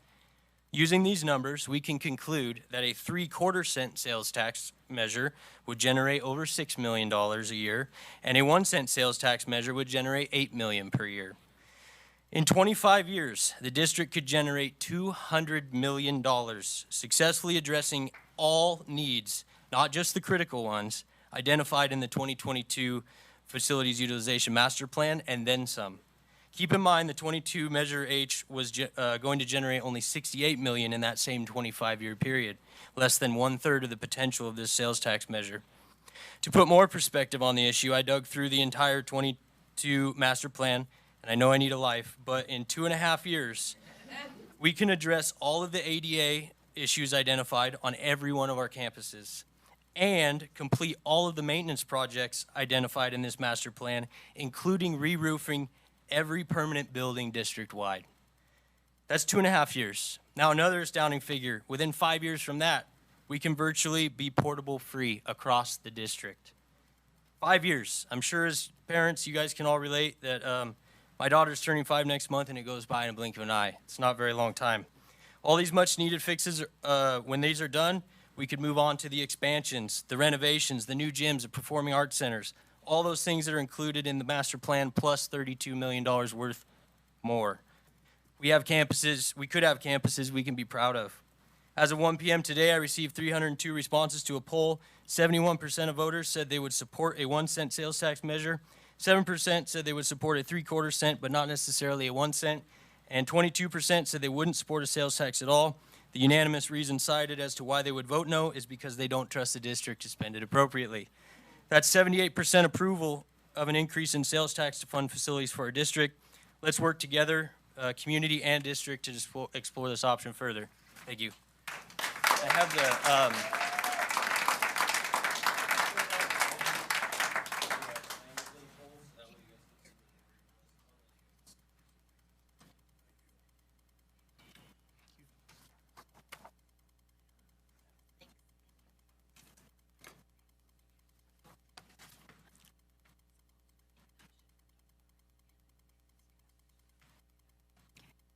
Can I talk?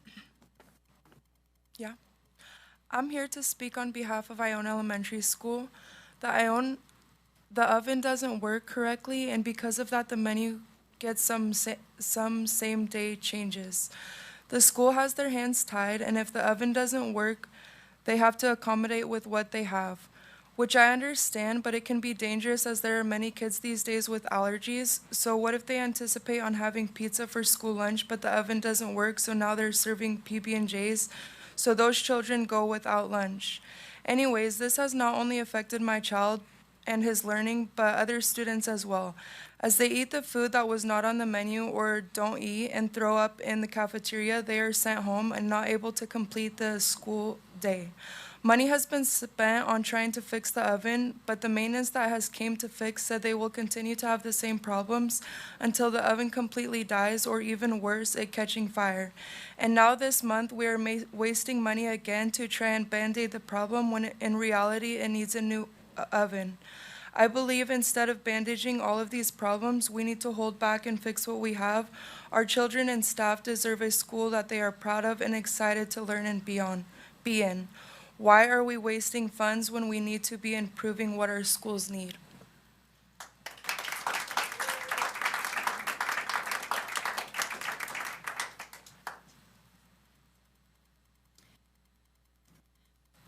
We are to the consent agenda. We have one public comment card. It's Miss Demi Wright. Welcome back. Thank you. Hello, Board. I'm here to address equitable hiring at the school district. As you know, in California, public schools are governed by various laws and regulations regarding recruitment and selection, including job postings, recruitment, selection process, qualifications, requirements, and more. You guys have Board Policy 4111 outlining specific guidelines on how to follow in accordance to the state and federal laws, including bringing a qualified candidate to the board for approval. Your board policy also states that the superintendent shall develop a fair, open, and transparent recruitment selection process, and not a biased personal preference. I'm here tonight to ask about some recent hires and appointments. I keep hearing that hires can be appointed for the good of the district, and it's wonderful. I get it. A perfect example would be Mr. Huss, who's great for our district. At the August 9th board meeting, it was approved through the personnel recommendations that Mr. Snyder resigned effective August 31st as Assistant Superintendent of Educational Services. From that date, even before that date, because I looked through July, up to today, Ms. Pichette has never been listed as the Assistant Superintendent of Educational Services under personnel recommendations to the board. How is this right? How is this equitable? So I thought, maybe leadership doesn't need to follow these rules. But then I looked and I saw Jenny DeWalt was on there, Dr. Adrian was on there. They were properly documented and approved by you. So why not Ms. Pichette? Also, I was thinking, it's in the best interest of the district to hire Mr. Snyder's role quickly. That does make sense. But shouldn't Ms. Pichette have been appointed then, or received an interim job title where the job rec was properly posted and all qualified candidates then interviewed? But again, I get it. No qualified people apply. But I can argue, how can a qualified person apply if the job's not posted? So it brings me back to equity. Are vacant positions properly being hired and all positions coming to the board for approval? Is personal bias happening? On tonight's agenda, under personal recommendations, are 2 confidential employee transfers, an administrative assistant and an executive assistant swapping roles. But how? They're in 2 different salary ranges. An admin assistant 4 is range 28, about $4,000 a month, and an executive assistant is a range 33 up to $5,600 a month. As a previous executive assistant, to just swap out these roles seriously downplays and disregards the position. Who is making up these rules and deciding when the job position needs to be flown, appointed, or swapped? And if so, can we all swap jobs and salaries? Where are the policies? Where is the equity? I'm sorry, your 3 minutes are up. Okay, thank you.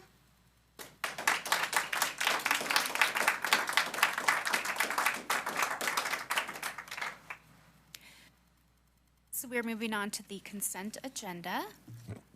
Are there any questions on items on the consent agenda? We have many items. We have some minutes, as always. We have warrants. We have several overnight field trips, surplus donations, and then the current personnel recommendations. I can offer the first comment. I'm very excited to see that we are sending 25 students down to the FCCLA State Leadership Conference this year. I don't know what all the letters stand for FCCLA. When I was in school, it was FHA, but that's not, which was homemaker. So this is going to be your culinary arts, your, if you have anybody doing fashion or design, correct? FCCLA? I hope somebody knows what the letters stand for. I might be wrong, but I think it's Family, Community, Career, Leaders of America, I think. I could be wrong, but that's what I'm pretty sure. Maeve's right. It's just the order is Family, Career, and Community Leaders of America. Thank you. Thank you, Maeve. So yeah, I know sometimes some years we don't send students, so I'm excited to see that. I think that's good for equity purposes. So are there any questions on any other items? I had a question. Item 6, it's regarding the current personnel recommendations. I actually wrote down my question and, oh, okay. if there is a transfer of personnel, but the transfers are on different salary schedules, I don't want to sound like a broken record. How does that work, considering it's not technically a lateral transfer? Does one employee take a voluntary pay cut? Do they both get the same pay? And do other employees not have the chance to apply for the spot if the position is open? So, And do we need to pull this item to discuss it? Do you want to get an answer first? Well, And then we'll talk about pulling it? I'm sure the answer may require discussion. I don't know if we should pull it. A Brown Act attorney isn't, you pull it? Yeah, I don't think we need to pull it. To discuss, I don't think we need to pull it. No. So there's some personnel issues involving some of those questions, so I don't know how much I can divulge on the personnel side of it. what about I mean, the that's- process? Yeah, I have the same questions, and I don't need to know about, I'm not asking about specific True. people. I don't need to know anything about the people that are involved in any of that. I just kind of want to know about the process, because I've asked about, I asked about this before with hiring and whatnot, with interim spots instead of appointing until we can go through the proper channels. And so I am curious about how some of that works. If it is not a lateral transfer, how does that work? Are both people getting paid the same salary? If that was the case, is somebody voluntarily taking a pay cut? If that was the case, how do those things work in those kind of in those instances? So my concern in this specific instance is that we have two named employees on our personnel report, and so I don't think it's appropriate to be publicly discussing their salaries. So if you can answer this in a very general, But it's a public agenda, though. but their salaries are not. So, The salaries are. But it's right there. oh, it is public? Yeah, it's right there in front of our Okay, face. all right. Okay, And again, this isn't about the people in these spots. That's, I understand that. I was just concerned that we. I get what you're saying, but the salary If schedule is that's the- public, and I hear you, Miss Julia, and if that's the case, we If already it's already dropped the ball. public, then it's fine. Okay. Yeah, And I appreciate that the attorney's actually here. yeah.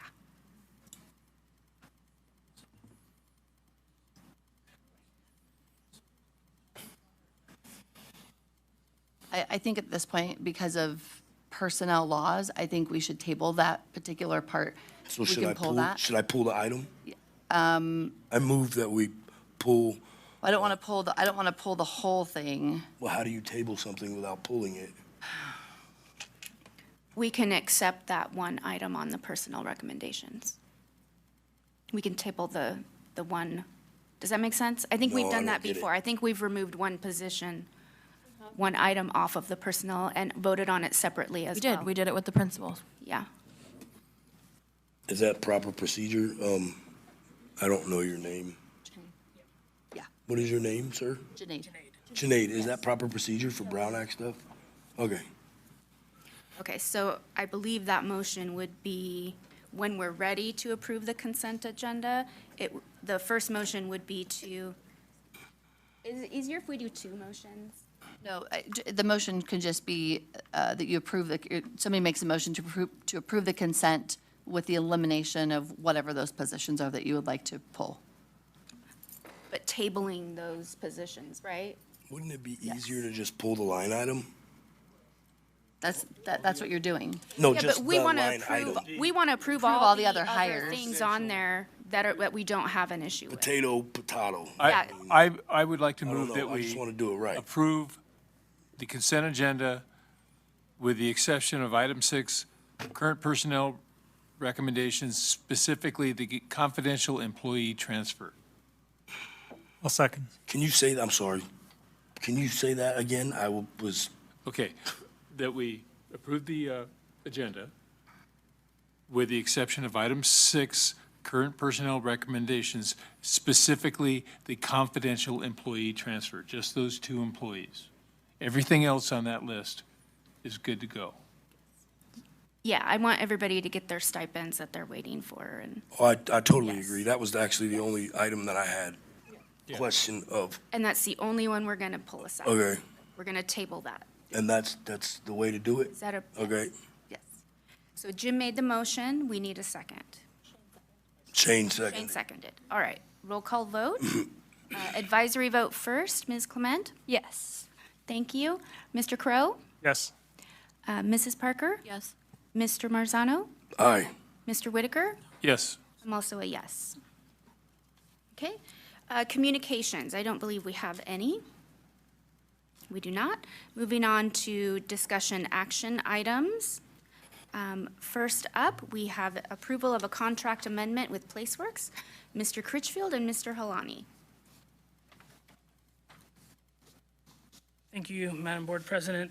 So this contract amendment comes out of a recent board meeting with the board expressed interest in meeting with the ACTC commissioners and staff to talk about the EIR and some impacts that are contained in there.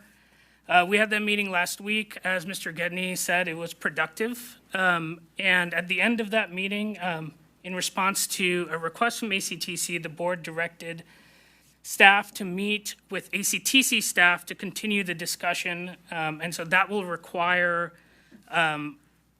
the district's environmental consultants and traffic consultants to be at that meeting, to prepare for that meeting, to ensure that that meeting is also productive and will hopefully, be the best use of everyone's time. And that is what this contract amendment is about. Okay, we're going to go down the row. Ms. Clement, did you have questions regarding that? No questions. Thank you. Mr. Crow?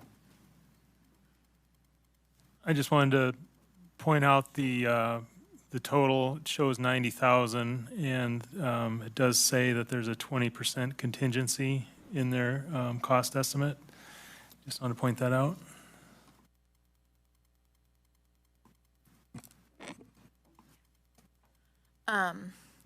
I have some questions. It's costing us $90,000. Well, give or take $70,000 to $90,000. We have a 20% contingency in that to do the traffic safety study, and I haven't. My computer doesn't have a little thing, whatever, to see the appendices yet on there. So I haven't seen the letter, the initial letter from Caltrans that it requesting specific studies and whatnot. However, it's been stated many times at multiple meetings from multiple people that this study, the safety study was asked for and recommended at the beginning of the CUCA process. So I'm just having a hard time with this because I want to know why it wasn't included in the original process. If this came from our consultant, I'm curious why they're consulting and not doing the correct things, and why we're paying them so much for that. And if it had been included already into our stuff, all the things that we're paying them for, would it have price have been lower considering it was already part of the package and what they're doing? And then when I was looking through what the actual studies are, I'm honestly a little shocked at the fact that these weren't already studied. The existing AM peak hour, the existing AM peak hour with the consolidation project, the school PM peak hour, and the peak hour with consolidation, or the projected number of cars and things like that. I was under the impression, and I am no expert at any I'm of sorry, are traffic. those in the contract? This is on here, yeah. Okay. I see it. And I am no traffic expert. I am definitely no CEQA. This is all brand new to me, so I think I'm on a learning curve definitely here with some of this stuff. But I feel like I kind of assumed in my mind when we were going through this process that this was the kind of stuff that was already being addressed. And so now I'm having to rewind myself and figure out, okay, I don't know why this isn't. So I'm having a hard time in my mind at this point deciding, do I want to spend $90,000 extra to do this study, even though we are asking for it? It's just, I don't know. This is just kind of me talking this out in my own mind, but those are just my thoughts as far as this goes. So Kayla, I can respond to your question about the Caltrans letter. The approval of the original PlaceWorks contract came prior to any letters received from any organization, because that process didn't even start until we had PlaceWorks on board to begin the CEQA process and the environmental impact report. And then a letter was filed by Caltrans. As was stated tonight in public comment, our EIR is being challenged pretty vigorously by a lot of different organizations. So it's would behoove us to move forward with this, to be able to do more analysis beyond what was originally anticipated because of all the challenging that's taken on from other public agencies. And so we need to study things further that was not originally anticipated. And again, it was mentioned legal challenges already tonight, so we need to do our part. Which I get that, to and deal with those challenges. And I get that. And so learning about the CEQA process. And so, yes, you hired the consulting to start this process and whatnot. And then after you sent out the, I think, notice of preparation, and then they respond to those letters in the beginning. At the very beginning of the process, was there an opportunity once we got those and those studies hadn't been done yet to be able to be like, hey, Kittleson or whoever these people are, can we do this study that was requested or whatever, instead of just letting them move along with what it was that they were doing? How does that process work? Right, so we have two different things going on here. There's a letter of the notice of preparation, and then there's also a response letter from Caltrans. We met with Caltrans last week, district staff did. They brought a team of 9 to the meeting, and so we're just working directly with them to help clarify everything. So it's not just letters passing back and forth, and we want to be responsive to Caltrans. So this gives us the ability to be more responsive to Caltrans. Mr. Marzano? Can somebody help me understand what the 20% contingency means?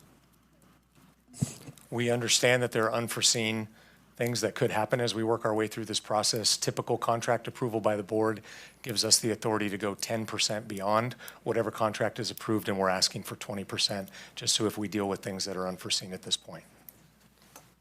Okay. You just popped something in my head with the way you just explained it. It was, in my head, I envisioned like a paper with bullet points of a process.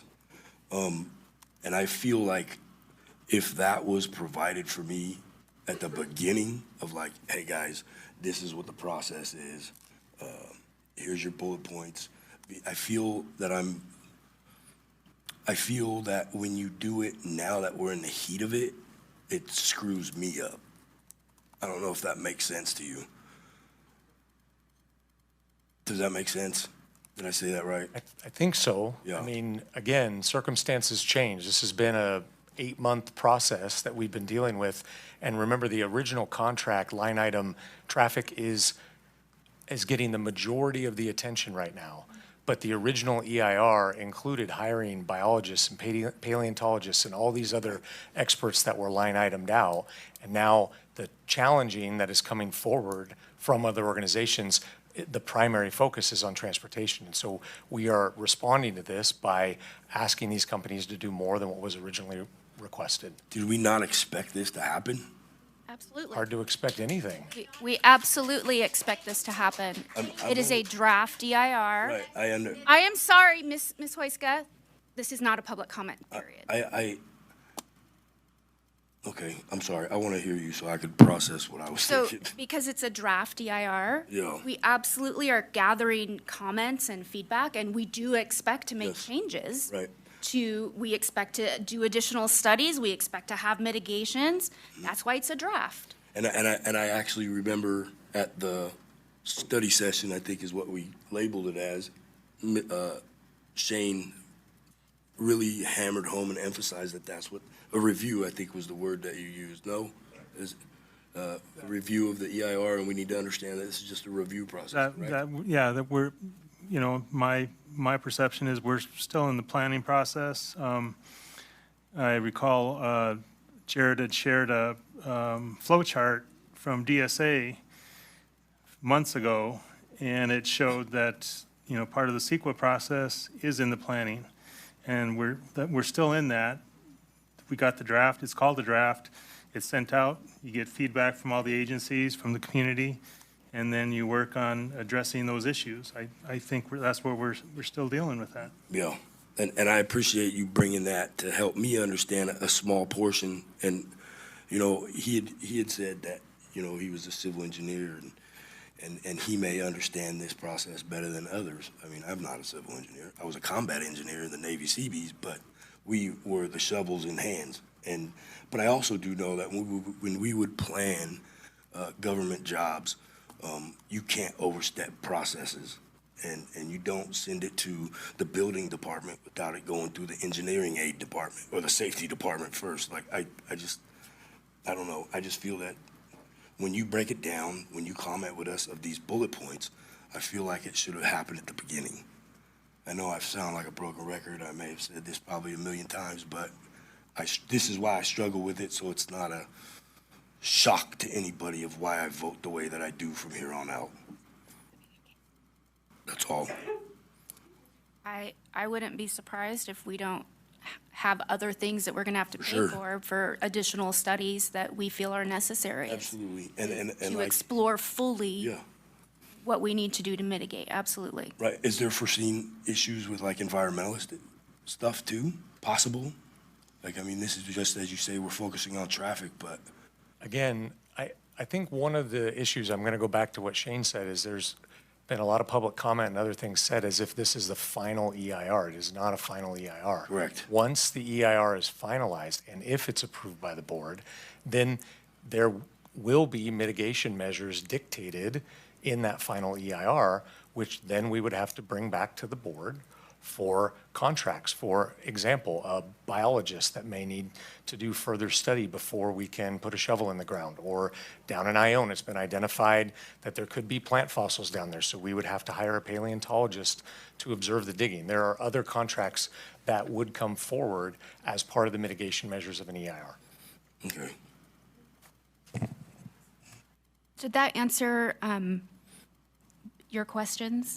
It's helping me understand it better. Kayla, did that answer, because you had a lot of questions in a row. It does. I get that. I fully comprehend that part where when we get this stuff back and we look and we got to look at the birds or the salamanders and the fossil, the whole thing. And we have to pay for this and pay for that. It's a pricey thing. I get all of that part. My biggest question was just, could have some of the price been mitigated had the specific studies been done in the beginning? So I'm still trying to wrap my head around that specific piece of that. Everything else that you're saying about the needing extra for things, right. I do understand all of that part. So thanks. Okay. Okay, I'll chime in here now. As it's been said, this is a draft review. This is where you see where the shortcomings are. Many agencies have come to us and say, you need to take a closer look at it. And that's what we're doing with this. We're taking that closer look at it.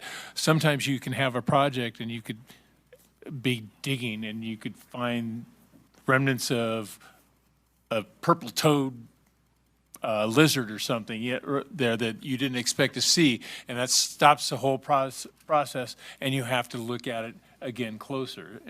Isn't that right, Mr. Crow? And that's really what we're doing here, is taking a closer look at it.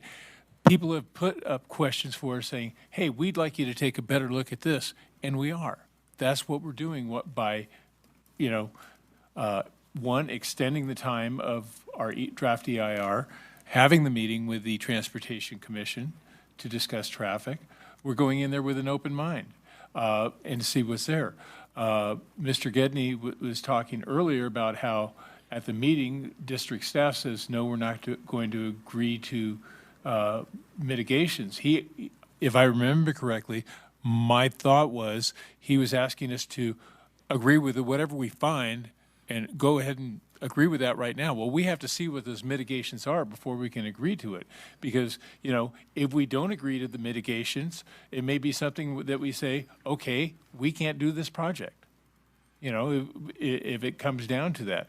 So, I think that this is a good point to look at and, get more answers and move ahead. Are there any follow-up questions? I'd just like to add, I think part of this is, in the previous discussions, there was, at the meeting last week, there was discussions about fair share between the district and the other agencies. And I think that's also part of this, is when we have studies done, we're going to figure out, okay, what impacts are the consolidated high school? What impact is that to the sewer? What impact that is to the water supply? What impact that is to the traffic? I think one of the problems I see is where, there's a disagreement on what's the fair share. We've had a lot of talk about the traffic. And I mentioned last week, we have this circulation plan or circulation element from Jackson. It shows 2008 level of service at Argonaut and Highway 49, I believe was level of service F. And in the EIR, it says that that's what it's going to be. So what has changed? That's one thing that's going to be looked at. And also it makes me wonder, why hasn't anything been done to that intersection beforehand? If people mentioned, or it was mentioned about the high rate of accidents, and there was a fatality there. High rate of accidents at Sutter, and there's a fatality there. How come nothing's been done in all this time if it's been in a set of plans since 2008? That's where I think the disagreement is as far as what is fair share.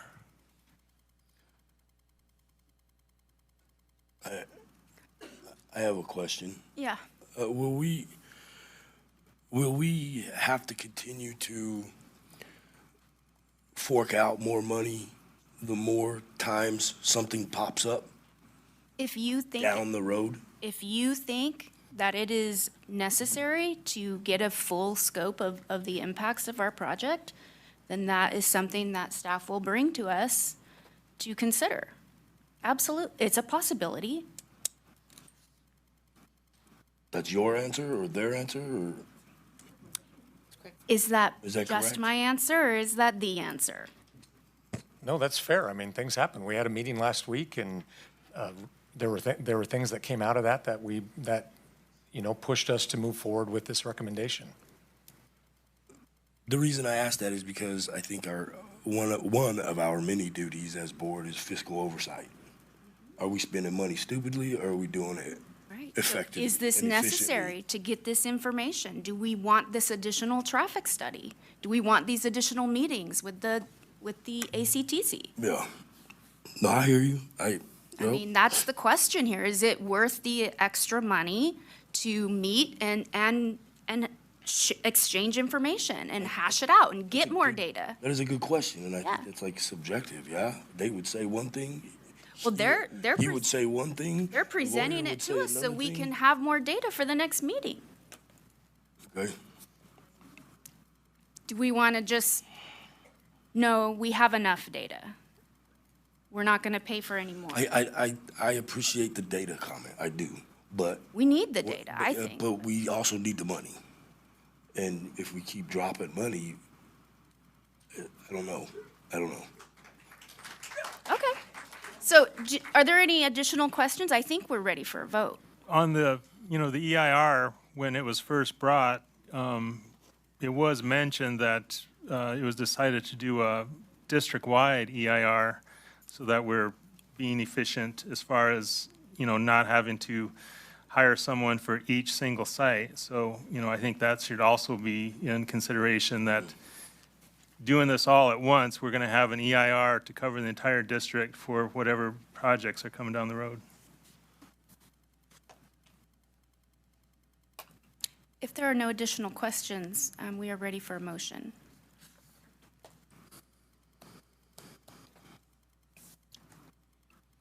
I move we approve item 15-1, the contract amendments with Placeworks. I'll second. Thank you. The advisory vote, Ms. Clement? Yes. Thank you. Mr. Crow? Yes.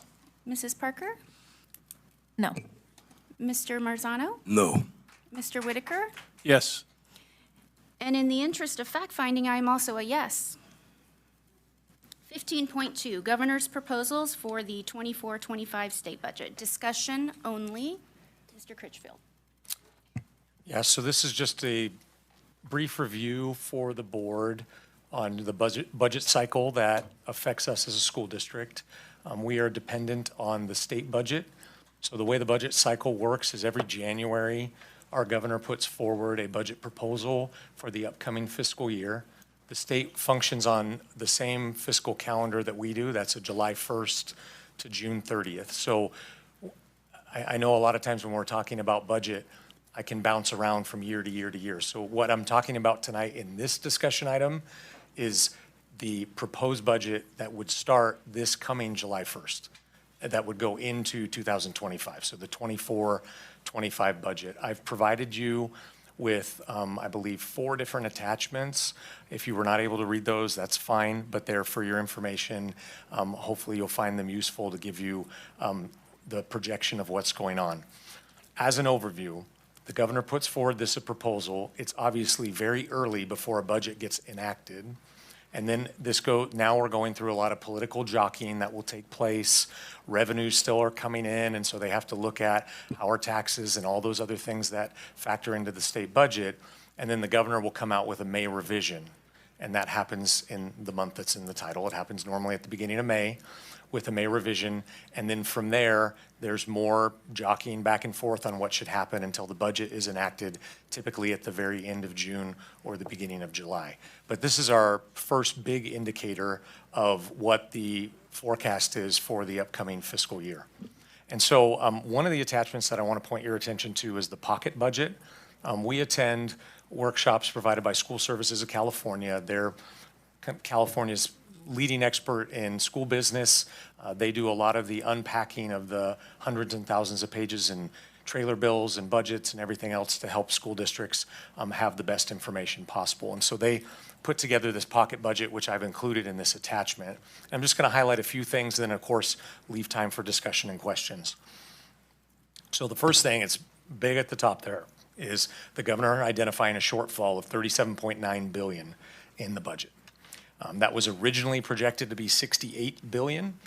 He has it down to 37.9. I'm just going to call it a $38 billion budget deficit.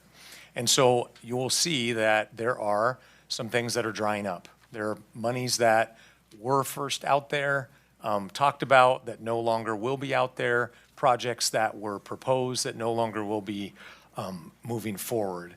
There are some items of good news. They are not projecting to cut LCFF funding.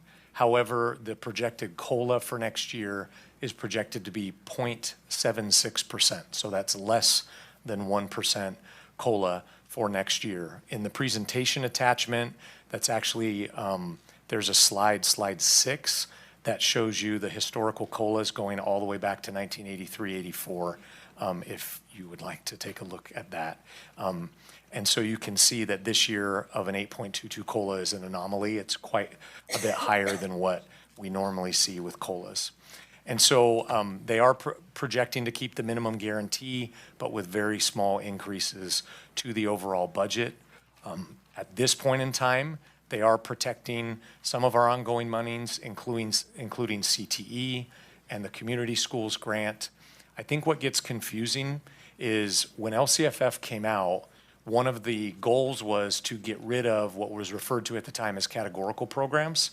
And so there were a couple hundred categorical programs where districts would receive monies and they had to be spent in a very specific way, down to a categorical for school gardens. And you could only spend that allotted money on school gardens. And the whole intent of the local control funding formula was in the LCAP process to then create a local plan that didn't have as many areas dictated on how you had to spend your money. What we've seen coming out of COVID is everybody at the state level is staying away from using the word categorical, but they're using the word grant. It gets a little bit confusing though, because grant is getting used in 2 different ways. There are grants that are ongoing funds, which really look very similar to the old categoricals. And then there are grants that are one-time in nature. And so using the same word to describe 2 different financial situations can be a little bit deceiving. And so I just want to point that out, that we have a career technical education grant that is ongoing money. But we also have a learning emergency recovery block grant that is one-time money. And they're both referred to as grants. And so I just want to make sure we're clear on that. And I can help you, board members, if you have questions on that, where again the state shies away from categoricals. I can tell you in the business office, at the district office, we refer to the ongoing grants as categoricals because it's just easier to talk about categoricals as money that's ongoing versus the grants that are one-time in nature. So again, there's a whole lot left to happen, but the biggest issue with the budget shortfall is taxes came in lower, state taxes came in lower than originally anticipated. And when state taxes come in lower, that obviously has a big impact on the overall budget. California is incredibly dependent on the top 1%. And so when the top 1% of earners hold on to their money, then overall personal income tax is a lot lower than originally anticipated. And that is one of the battles that California is fighting now, is the top 1% held on to their money a little bit more and didn't pay as much in taxes as they normally do. And I'm happy to answer any questions.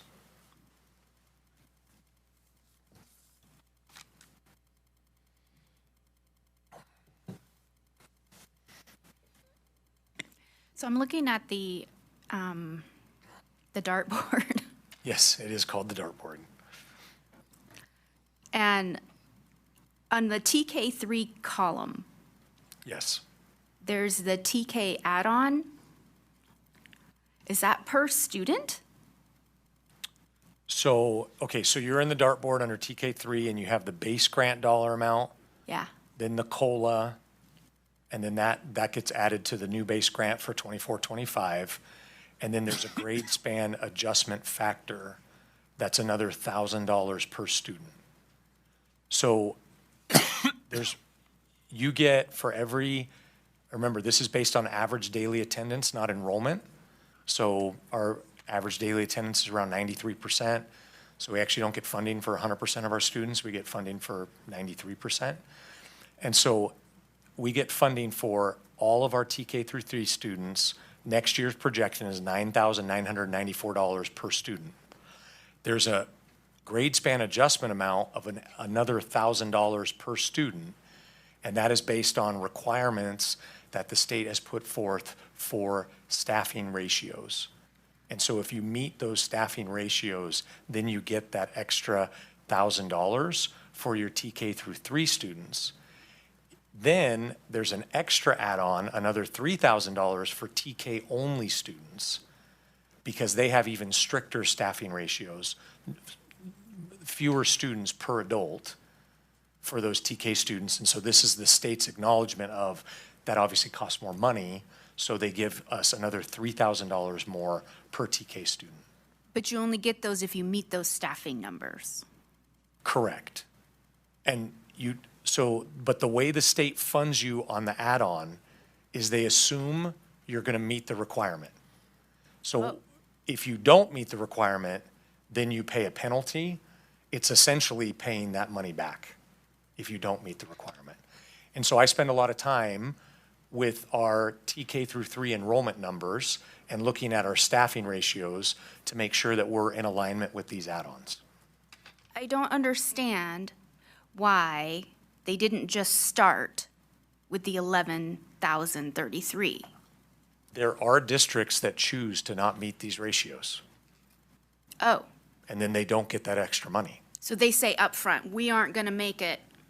Don't give us the extra money. We don't want to pay the penalty. Well, that's the interesting thing, is the state still sends the money, and then once it's identified that they didn't meet the ratios, then the district sends it back. Not recommended. That's not what we do. We meet the ratios, so we keep that revenue. We do, okay.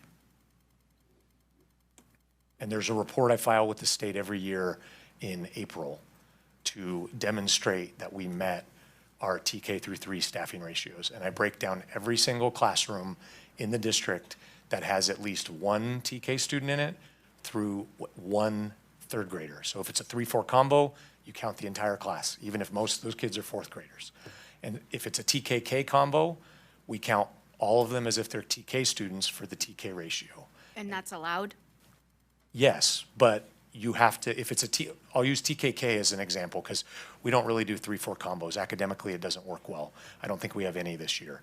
But we do have TKK combos, especially at some of our smaller elementary schools. You only have 6 or 7 TK students, so then you're going to add in another dozen or so kindergarten students.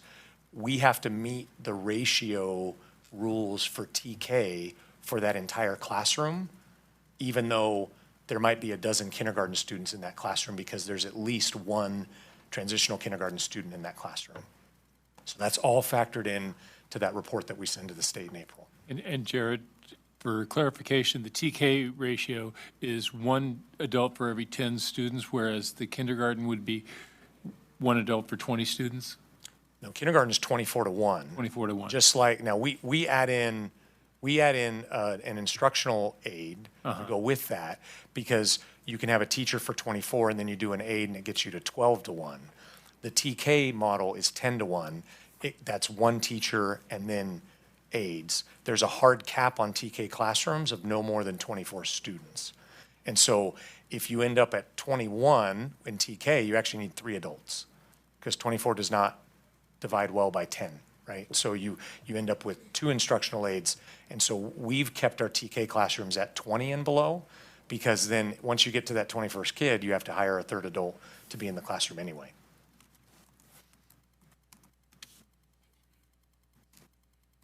Lots of explanation for all those extra little add-ons.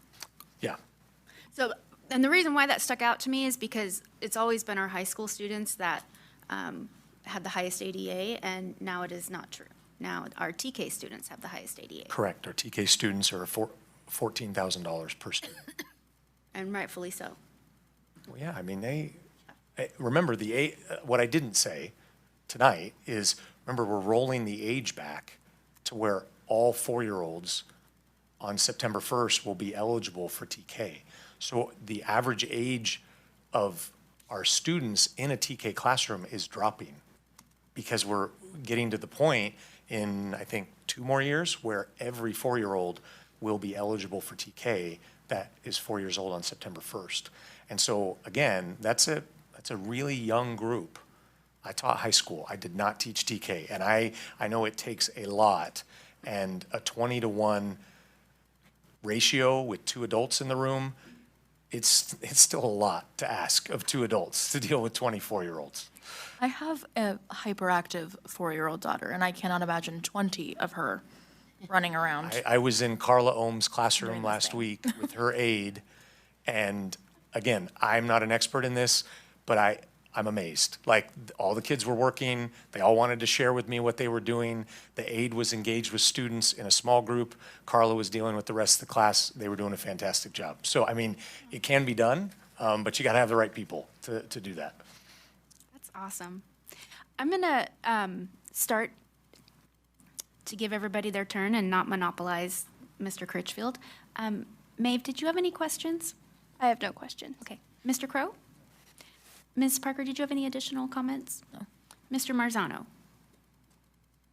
I don't have any questions. Okay. Mr. Whitaker? I do have a couple things, Jared, because I know that you take the information from the governor's office and you do budget projections. And I know we have the second interim coming up here, and, you know, we're going to have to look at that and see about possible changes and everything. And my question is, what does pushing consolidation back 1 year do to our budget predictions for 1 year, 2 years, 3 years, and out? And if this is information for next meeting and everything, if you could get that. And how much, and one thing that I've heard tonight, and it's a budget kind of thing, so I'll kind of lump it in here. It's how much will consolidation save us per year in the amount, gross amount, net amount? I've heard it said in here in the meeting tonight by the public that we'll only be saving $50,000 a year. Yeah, so I can, at next board meeting, like you said, I'll bring forward second interim budget. That will include, when you do a budget, you have to include a multi-year projection. So you have to do the current year and then 2 more years. And so based on the change of consolidation being pushed back and your request, will include all of that in our second interim. Okay, I want to give you time to work on it. Thank you.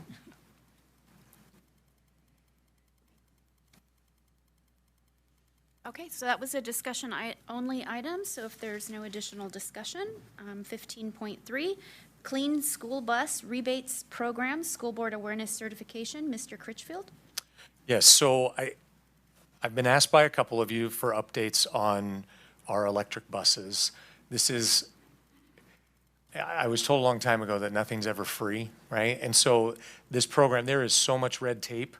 The people we've been working with have been great, but there's a 2-pronged approach here to our electric bus project. One is working with PG&E on the project of providing the proper charging stations for those buses, because our current transportation yard is not equipped to charge 13 electric buses. We currently have one. And then also being ready for the 13 buses when they get here, and all the red tape that comes in actually acquiring those buses. So when it was presented to the board, I believe it was over a year ago, we knew that there would be some costs that come into play. There is a federal program that allows you to, what's referred to as stack grant money. So there's potential for another $500,000 out there, and maybe even more in federal money that we could apply to. But the way this program works is we have to present this to the board as basically an awareness, and then the board would vote on being in agreement with us going for this grant. This is a no-lose situation. If we don't get the grant, we just don't get more money. But bringing this forward to you to allow us as staff to move forward with the application for this federal grant. And we're allowed to stack this money with the state grant money that we're already in the process of acquiring these buses to lower the overall district cost for acquiring these 13 buses. Thank you, Mr. Critchfield.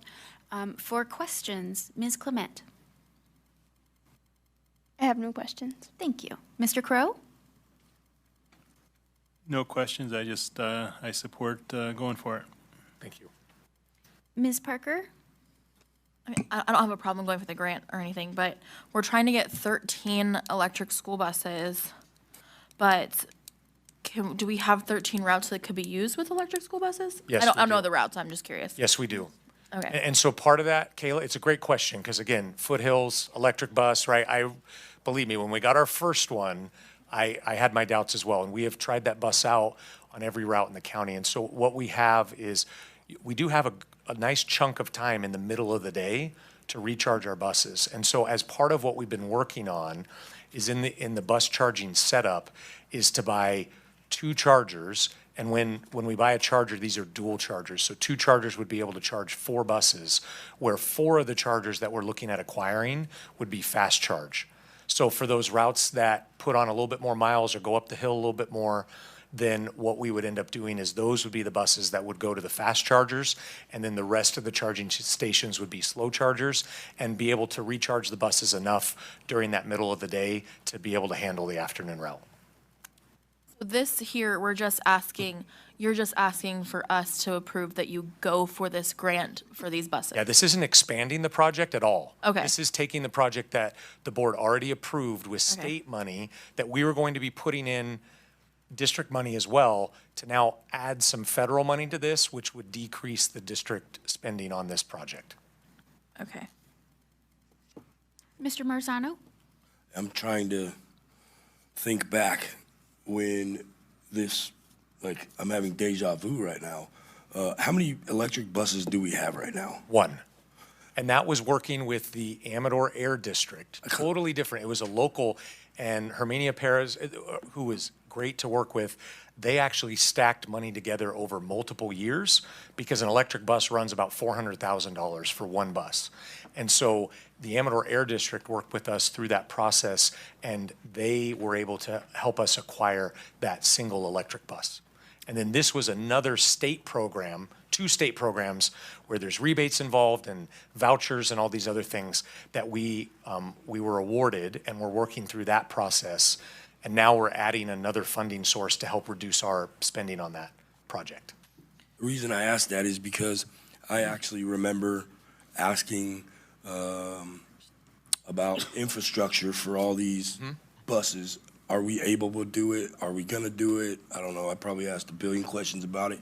And I remember I feel like I remember being informed that we were gonna get money from PG&E and they were gonna cover the cost. They're covering a large portion of the cost, but not all the cost. You're remembering it well. We actually brought forward a separate contract with PG&E. So we had the board approved the grants to go for the 13 buses. Then on top of that, we worked directly with PG&E, and the board approved a grant to where they need to put in a new transformer at the site. I remember that. And then they're going to pay for the transformer. They're going to then do the trenching to put in a new switch gear. I I've hit my limit on explaining electrical projects. I want you to know that. Okay, so I got transformer and switchgear. Once we hit the switchgear, then it is our responsibility after the switchgear to pay for the electrical lines that would then run to those charging stations. So PG&E, through their side, they're going to spend over $1 million on this that we don't have to spend. But there was still going to be a few $100,000 that was going to be on our end to complete that electrical project. And so this is money that we could put towards that portion of the project. And like long-term, what's the cost of that? Just everything, long-term. Have you figured that out yet? Long-term of what? This whole thing, infrastructure, the buses. Are we gonna go outside of our, I hate saying free money? Well, the come board out of already pocket approved more, going right? outside the free money, right? Okay. For that portion of the electrical project. Yeah. Again, at this point, everything is pointing in the right direction. These programs there's so much red tape, I don't want to say, yeah, for sure, this is exactly what's going to happen. This is why applying for federal money, there could be some unforeseen things that happen that we don't know about yet, and obviously getting more grant money to move towards this project. We do know that we're going to save a lot of money in fuel once we're able to acquire these 13 buses and have the charging stations in place. I appreciate that, being a high spender of fuel, I feel like. But what on the flip side of that, what is it gonna cost us, like maintaining these things? And yeah, if something breaks down, our mechanics, being an equipment operator in the military, I'd hang out with the mechanics a lot. Like, how much is that gonna cost? Are we gonna train our mechanics? Yep. Are we gonna, like? Yeah, and that's all part of this. So like BYD, who we're working with on our buses, we've had our lead mechanic go down and meet with them all the way down in Lancaster to get the whole tutorial on the buses to go through. And yeah, there's a whole program involved once we acquire the buses of then training our mechanics to be able to work on these buses as well. You bring up SoCal, and they're probably like the leader in electric buses, I'm assuming, right? Probably. And data is a great word we've used tonight. Is there data that proves that this is a good move for for districts to do, or is it like, ooh, it's iffy, or is it, ooh, it's going to cost you? So what's the data? If we were paying full price for these buses, I don't know if the data teases out to make it financially viable. Okay. However, we're getting these buses almost for free. And so when you factor that in, we are swapping out buses that are hitting the end of their lifespan, where let's say we would go out and buy a diesel. A diesel runs about half the cost of an electric bus, which, again, that is great, but that's still $200,000 for a new bus. And so by acquiring an electric bus, swapping out for an old diesel, I don't think it's smart to say, well, we just save $400,000. Well, we really save $200,000, right? Because that replaces us having to buy a new diesel bus as a replacement. And so now we're $200,000 ahead of the game on day one that we move that bus. Now it becomes very financially viable to move forward with these electric buses versus spending $400,000 for a new bus, and then the savings on fuel. That's going to take a long time. That's a lot of fuel. And we're going to get bang for our buck as far as efficiency. I know you're not going to bring them up where I live. It's actually worked fairly well up where you live. With snow and the elements. Well, we haven't tested it in snow. Okay. I'm going to be clear on that. But when it's not snowing, the thing that is interesting about these electric buses is, yeah, it expends a lot of energy going up, but coming back down the hill, they have regenerative braking. And so it regens the battery on the way back down the hill and does pretty well. We've had this bus do the route that goes all the way up to Dewdrop, which is our highest elevation route. And the electric bus made it back. Okay.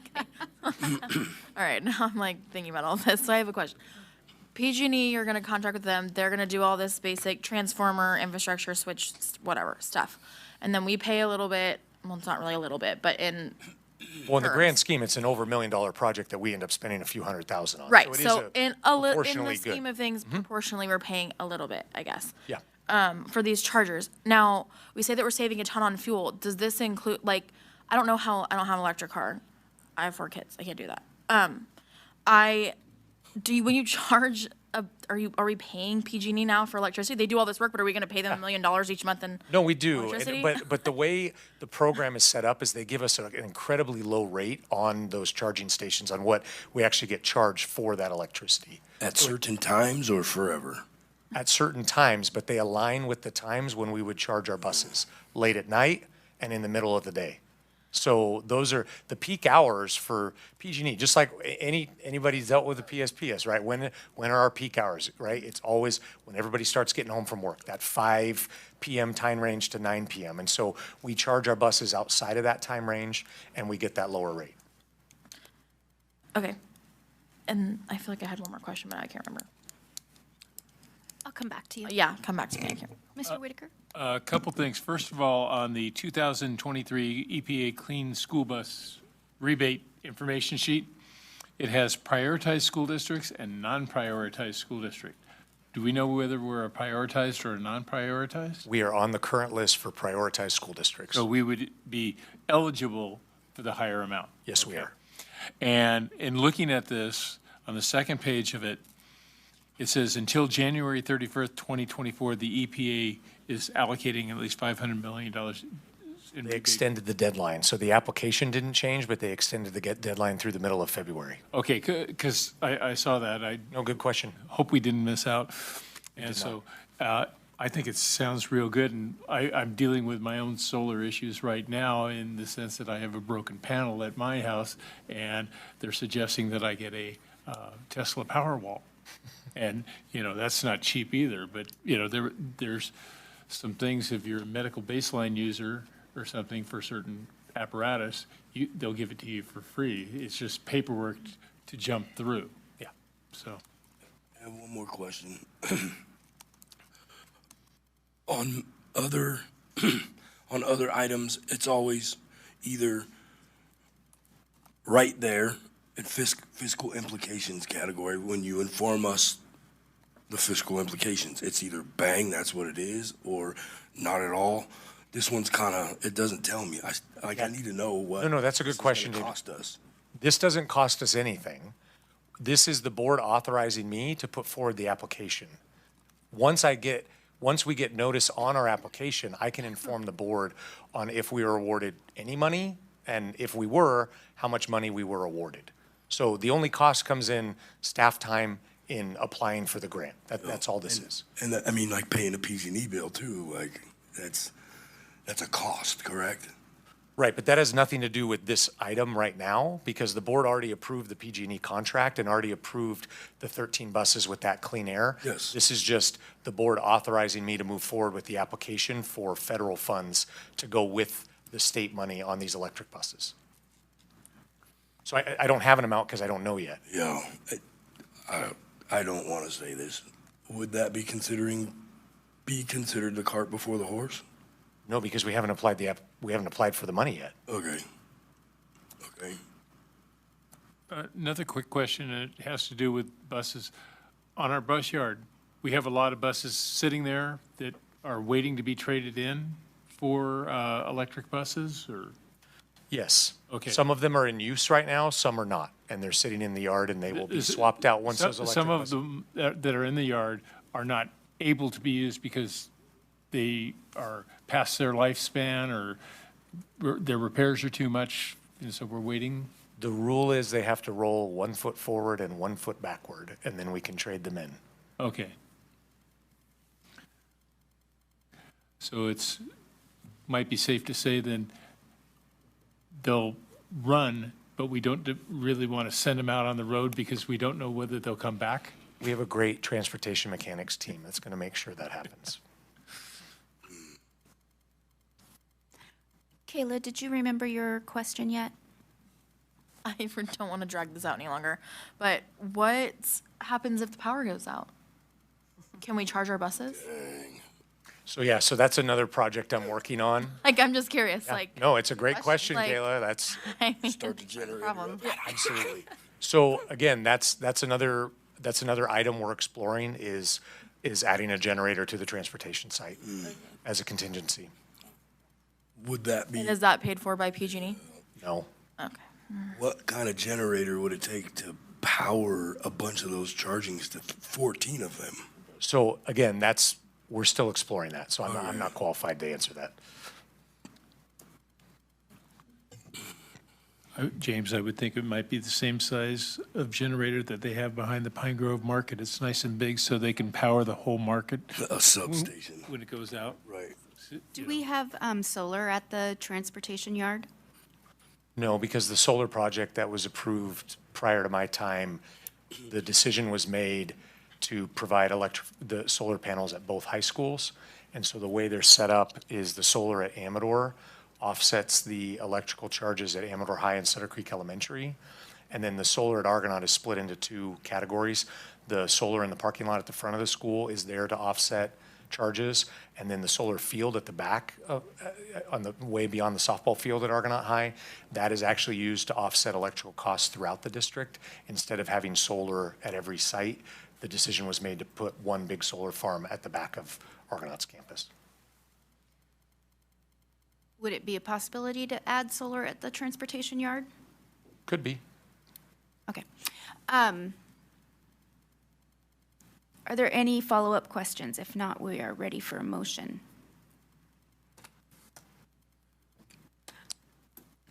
I move that we approve item 15.3, the Clean School Bus Rebate Program. I'll second. Thank you. The advisory vote, Ms. Clement? Yes. Mr. Crow? Yes. Ms. Parker? Yes. Mr. Marzano? Aye. Mr. Whitaker? Yes. I'm also a yes.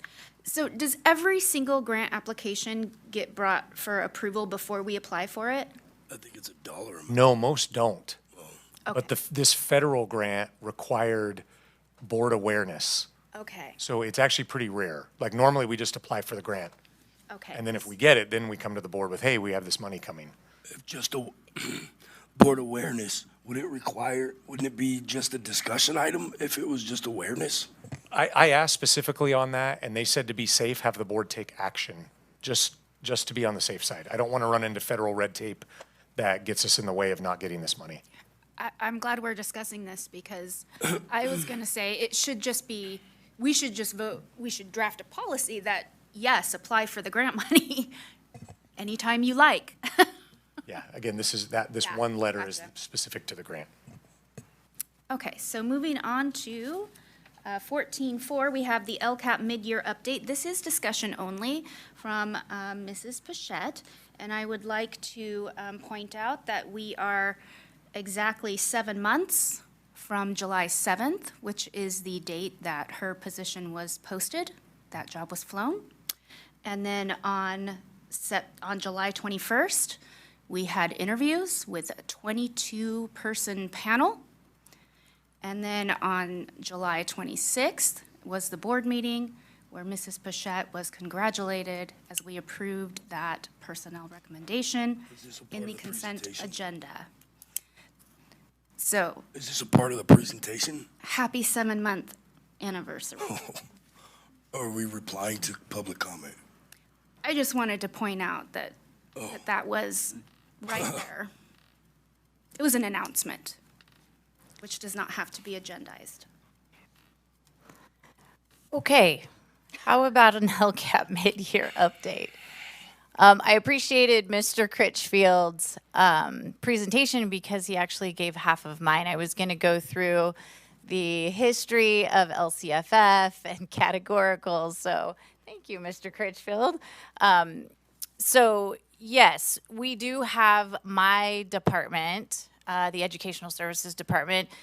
We have roughly 25 grants that we manage in the different departments under educational services.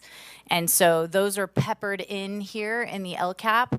And so I just wanted to highlight some of the work that has been going on in the LCAP because there are so many action items. There are 2 goals, but under goal 1, there's 41 action items, and under goal 2, there was 45 action items, I believe. So I'm going to just highlight some of the work that has been done. If you look, goal 1 is all students will demonstrate growth towards meeting or exceeding standards in all academic subject areas with accelerated learning growth for subgroups performing below standard in order to close achievement gaps, as demonstrated through local formative assessments, summative assessments, which would include CASP and curriculum-specific assessments, and additional local measures. So what happens is that we, under this goal, will have action items that pertain to the forward progression and academic and social emotional growth of students. This one's specific to academic growth. So next slide, please, and we'll go over some of these action items. So action item 1.1 through 1.3 was to establish a student success team. We have a student success director over elementary and a student success director over secondary and a student success technician who is in charge of all things curriculum and student data. And then in 1.5 is universal design for learning training for all of our administrators, which they just had their first training this week at the principals meeting, and we had wonderful feedback. I mean, I would love to spend an hour telling you about that training, but it was, it is all for all, meaning that all students, it is mainly geared toward tier 1 instruction or what all students are afforded in their learning. And then we have goal 1.6 through 1.8, which is our MTSS modules on collaboration days for certificated and classified staff. All of our staff have been engaging in multi-tiered system of support training in many different facets throughout the school year so far, and they will continue to. 1.11 through 1.18 all deals with our English learners and supporting them, such action items as our EL or our bilingual instructional aides who have been key players in supporting our English learners as well as supporting the families of our English learners. 1.21 is intervention teachers at all sites, TK through 12, which we have in place right now. 1.22 through 1.23 is elementary and secondary summer school, which is underway with planning. And I'm really excited to be partnering with Dr. Hedegaard with our ESY program as well to offer some inclusion type supports and opportunities for our students in our ESY program, in our summer school program, which we haven't done before. So I'm very excited to put that plan in place. 1.24 through 1.28 is MTSS specific actions. We've done a lot of work with our multi-tiered systems of support, and those are notated in those action items. 1.29 through 1.32 is our educational technology and platforms. 1.33 is textbook adoptions. We've had a few this year. We're in the process of piloting Spanish, and we've adopted high school science. 1.35 and through 1.37 is supporting the arts. We have more funding coming in for the arts. That's more of that categorical that we don't call categorical, but it's called Proposition 28 funding. So we'll be putting together a plan soon for that funding coming in. 1.39 is we have an MTSS or multi-tiered system of support leadership team meeting that's made up of instructional coaches from every site, which are certificated teachers as well as administrators. 1.40 goes towards our transportation, which we all know living in a rural community how important transportation is. And 1.41 is special education curriculum support. Can you please advance this slide? Thank you. All right, goal 2 goes over all students will show an increase in positive school engagement and connectedness with staff, peers, and community, including demonstrating improvement in social, emotional, physical, and mental health. This one we have 45 action items, and I'll highlight those, a few of them here. 2.1 through 2.8 is geared towards college and career readiness. 2.11 through 2.14 is parent committees regarding engagement. You'll see in the longer document, the 32-page document, some of these have funds allocated and some of them do not, because some do not require funds. So I just wanted to call that out. Some of these, if you look in the column that says contributing, there will be a yes or a no. If there's a yes, I just wanted to highlight that that means that it's coming out of the little over 7.7 million that's allocated for our LCAP. But if it says no, that means that it's coming out of grant funds or some other type of funds, such as restricted or unrestricted lottery or other types of resources. Let's see, 2.15 is our ARIES for parent communication, which we use Parent Square, which all of you probably in this room have multiple communications for that every day. 2.17 is our Community Advisory Committee, which is the engagement of families with students with exceptional needs. Dr. Hedegaard does a fantastic job with that committee. They actually have their own board that runs that committee, but it's a wonderful group of parents. 2.19 is our school community outreach workers. Taryn and Stevie are rock stars. They really do some very difficult work reaching out to our students that we haven't seen in a while, who've been absent, and they will go and make house visits to see how they can support those students to make sure that they're at school.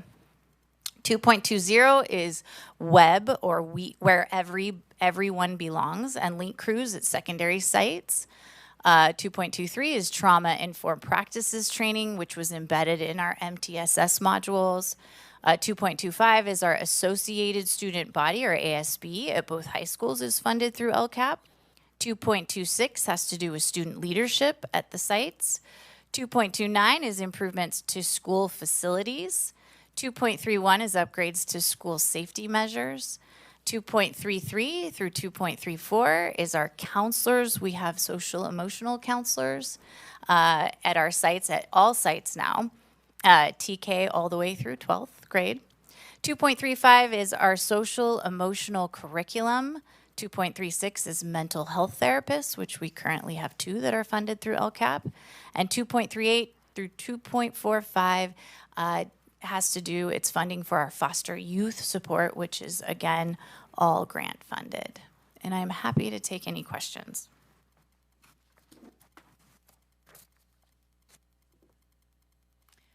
I'm just going to go down the line. So this is just a reminder, this is discussion only, correct?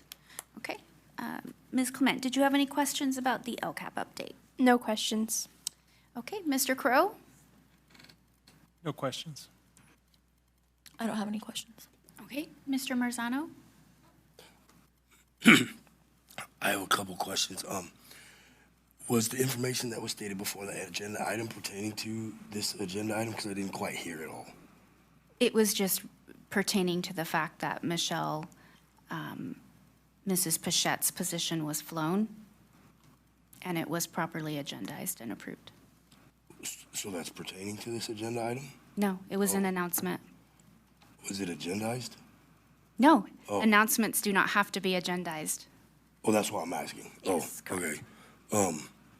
And where can that information be referenced at?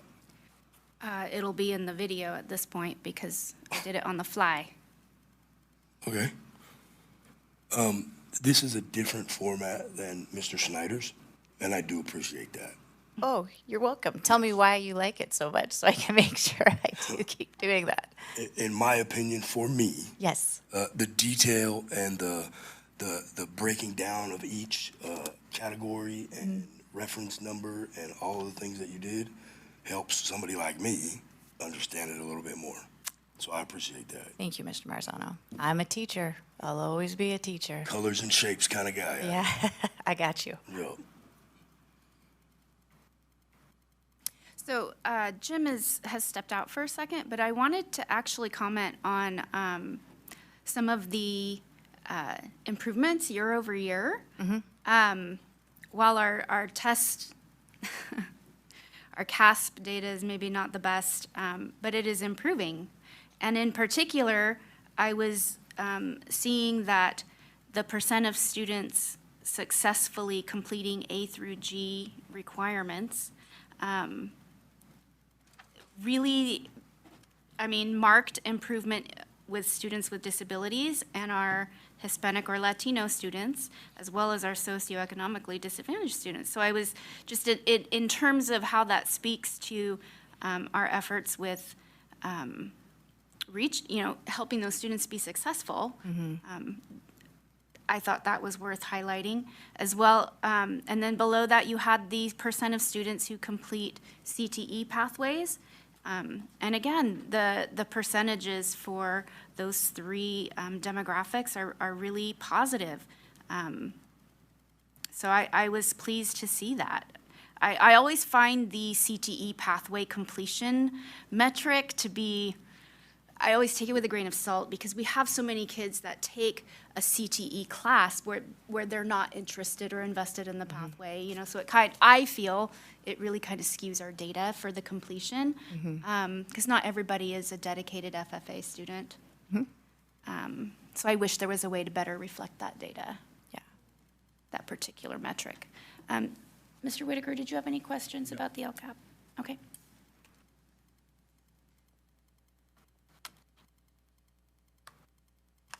Then I think we will move on to board policy updates. Mrs. Pichette.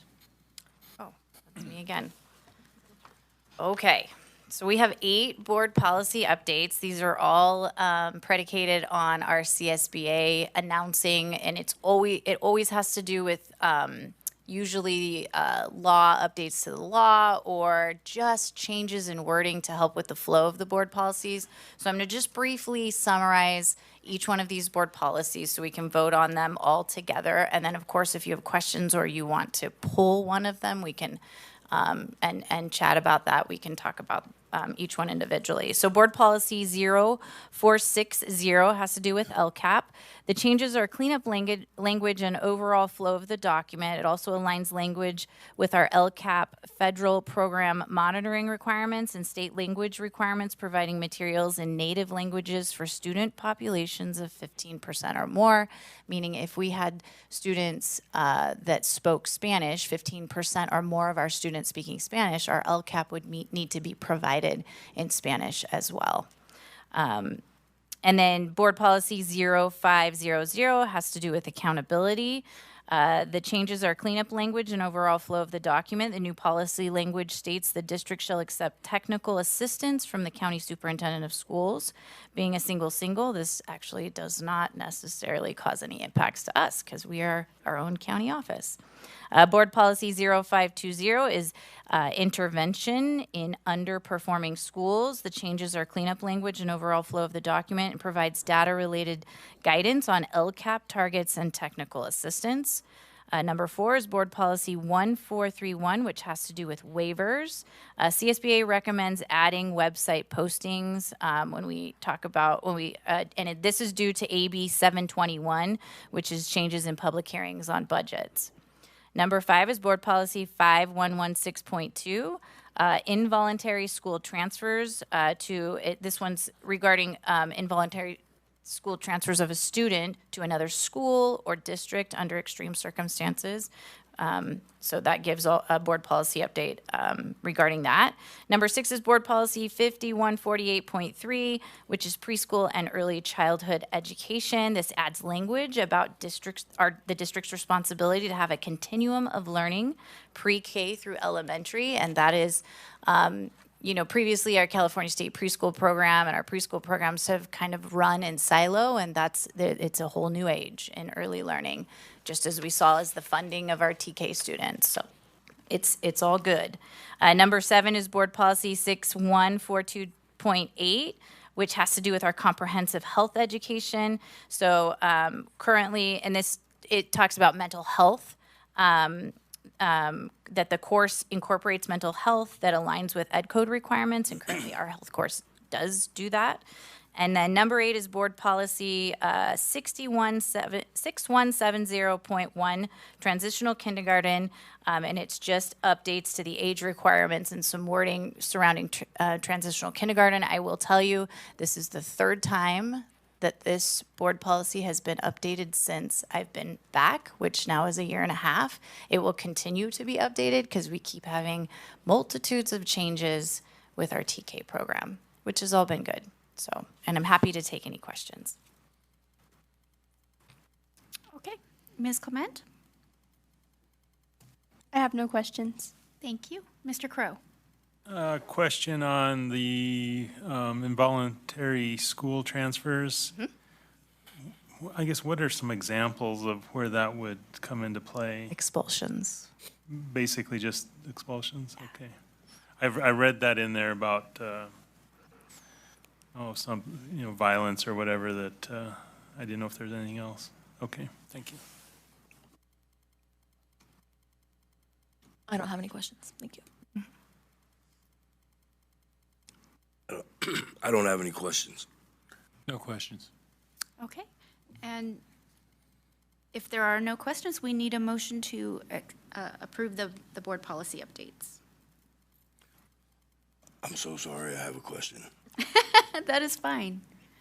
Do any of these policy updates pertain to or have anything to do with potential or actual consolidation? No, not that I'm aware of. Okay, thank you. You're welcome.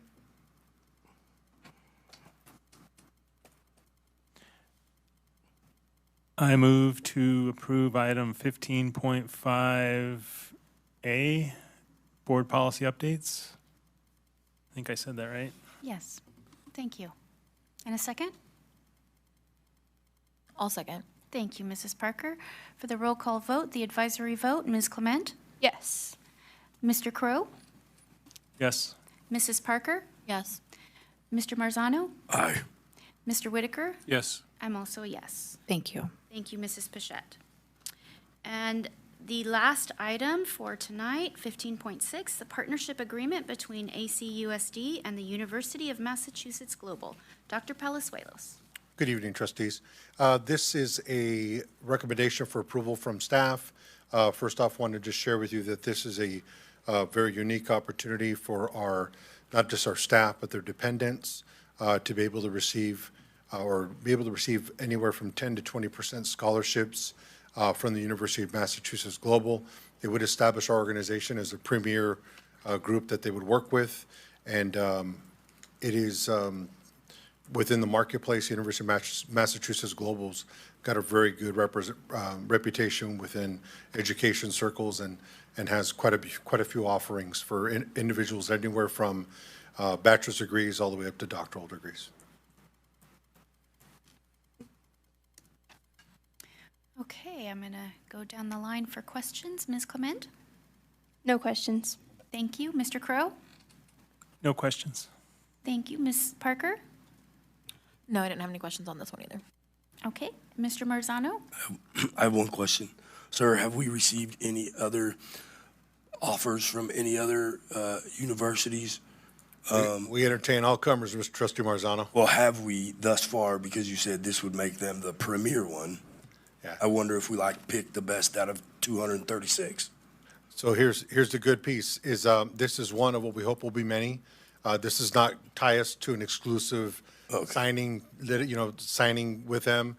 We're able to have multiple universities. With respect to them, the big piece is it does put a great opportunity forward for staff and their dependents, but it does have certain requirements for us as far as helping them to get their message out about their programming, if they would like to host some virtual sessions and what have you, but it does not create a situation where we are bound just to them.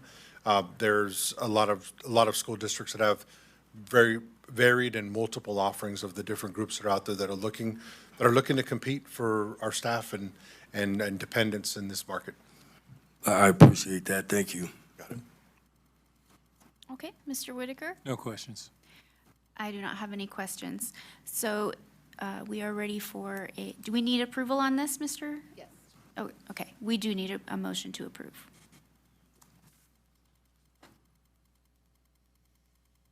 I'll move to approve the partnership agreement between ACUSD and the University of Massachusetts Global. I'll go ahead and second. Thank you, Mr. Whitaker. Roll call vote. The advisory vote first. Ms. Clement? Yes. Thank you. Mr. Crow? Yes. Mrs. Parker? Yes. Mr. Marzano? Aye. Thank you. Mr. Whitaker? Yes. I'm also a yes. That concludes the discussion action items for tonight. We are to 16 reports. Dr. Gibson. I just have a couple of quick things. Excuse me. Today, we had the first Emergency Preparedness Coalition meeting. Gosh, I want to say there was probably 40 or 50 of us in the room from various agencies, everything from the CEO of Sutter Hospital to other agencies from El Dorado County, Tuolumne County, Calaveras. Bless you. And it was great to have that collaborative effort. We were able to have some great conversations just in regards to what the school district is doing in the sense of our health academy and students being at the hospital right now, starting their internships and how exciting that was. We talked about the wellness centers, some of those things coming up. I was able to connect with the new OES Sheriff Deputy Sergeant Girton, which was great to connect with him in person. So I'm just really grateful Dr. Kerr has done a great job of putting that team together and bringing everyone to one place where we can have some conversations and really be prepared in the event of any type of emergency. So that was great. The only other thing is Mr. Critchfield will be serving in my place at the next board meeting, as I will be serving, I will be out of town serving in my county superintendent role.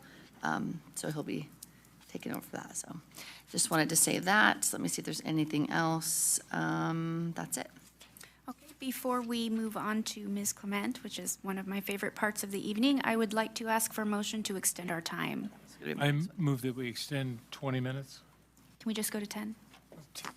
If we don't use them. Okay, I don't think we will, but it just makes it easy. And can I get a second? I'll second. Thank you. A roll call vote. Ms. Clement? Yes. Thank you. Mr. Crow? Yes. Mrs. Parker? Yes. Mr. Marzano? Aye. Thank you. Mr. Whitaker? Yes. Thank you. I'm also a yes. Okay. Ms. Clement, the floor is yours. Okay. I don't have too much to report on, so this will be kind of short and brief. But these past couple weeks, we've had a couple big games with both basketball and soccer. So that's been, big game weeks are always fun because it's just like a lot of energy and excitement. So that was really fun and just something to look forward to at school. We had the annual FFA crab feed this past Saturday at the fairgrounds. And I was talking with our FFA advisor, and she said it was a huge success and a great fundraiser for our FFA program. So I know a lot of the FFA students helped serve at the crab feed and had a lot of fun. So I'm happy that was successful. Our girls soccer team finished second in league and is going to playoffs. So they have their first playoff game this Saturday. And so I've been talking to a lot of them, and they're really excited about that. This year, they their first time they played Sonora, they tied them, which is kind of crazy because that never really happens. So that was really exciting. So they've had a great soccer season. And then our boys basketball team won their last league game against Somerville last night. So now they have a chance at playing in the playoffs. So that's exciting too. And then this week has been a little bit hectic because all of the seniors' local scholarship applications are due. But I wanted to give a huge shout out to Mrs. Putnam, who's our college and career technician, because she's been super helpful in the whole process of applying for local scholarships and making sure everyone is like held accountable and staying like in line with whatever they need to complete their scholarship packet. So I know myself and the rest of the senior class are very, very thankful for her. But yeah, that's all I have to report on. Thank you so much. Mr. Crow. Couple things. First off, since we're talking sports, I want to give a shout out to the Amador girls team. Coach Dave Tierpak has done a great job, and it's good to see that that team has really changed over the last couple of years. So good job. Also, want to commend Mr. Gold for coming here and speaking with ideas, and I think that's really a good way to get the community involved. And thank you for taking the time to put that together and and keep talking with the community and keep talking with us. I appreciate it. You know, the consolidation, it's everywhere I go, I'm tapped on the shoulder, asked about it. You know, we're still in the planning stage. I haven't seen a full set of final drawings for this project. I haven't seen details. I haven't seen, you know, lift stations. I haven't seen, you know, the fire plans. So it's in the planning stage, and that's why we're here. We're talking, communicating with the community, getting feedback from the community, feedback from the agencies, and I just ask that, you know, we keep level heads, and instead of butting heads, maybe we come together and try to, you know, come up with a plan so that we can reach that goal of making this the best school for our kids, making it the safest school for our kids. It's still puzzling to me that how we've had all these discussions about traffic, but we've got, you know, the data shows, or the reports show, that these streets have been not addressed. The issues with these streets have not been addressed for years, and, you know, for 16 years at least, and now we're at this point, and now it's a problem. I'm hoping that we're able to come to an agreement, and as I said before earlier tonight, that I don't think the district's trying to get out of not doing something or getting something for free. I think if there's an impact, I think that this consolidation should cover that. If it's upgrading the sewer system, upgrading the water system, whatever it takes, I think that's only fair. I know it was mentioned previously a couple of times about an alternate site.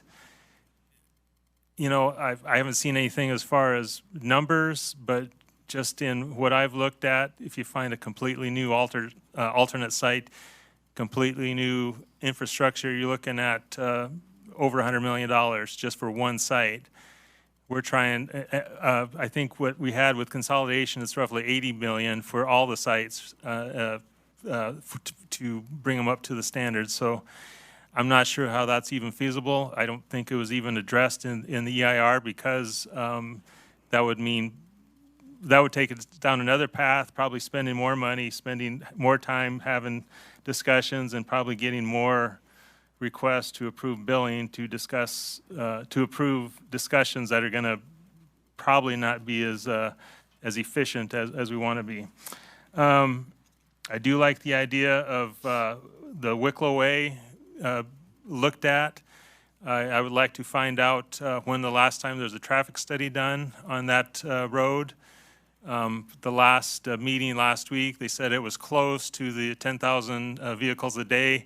I'd like to know when was that looked at, what the status is on that.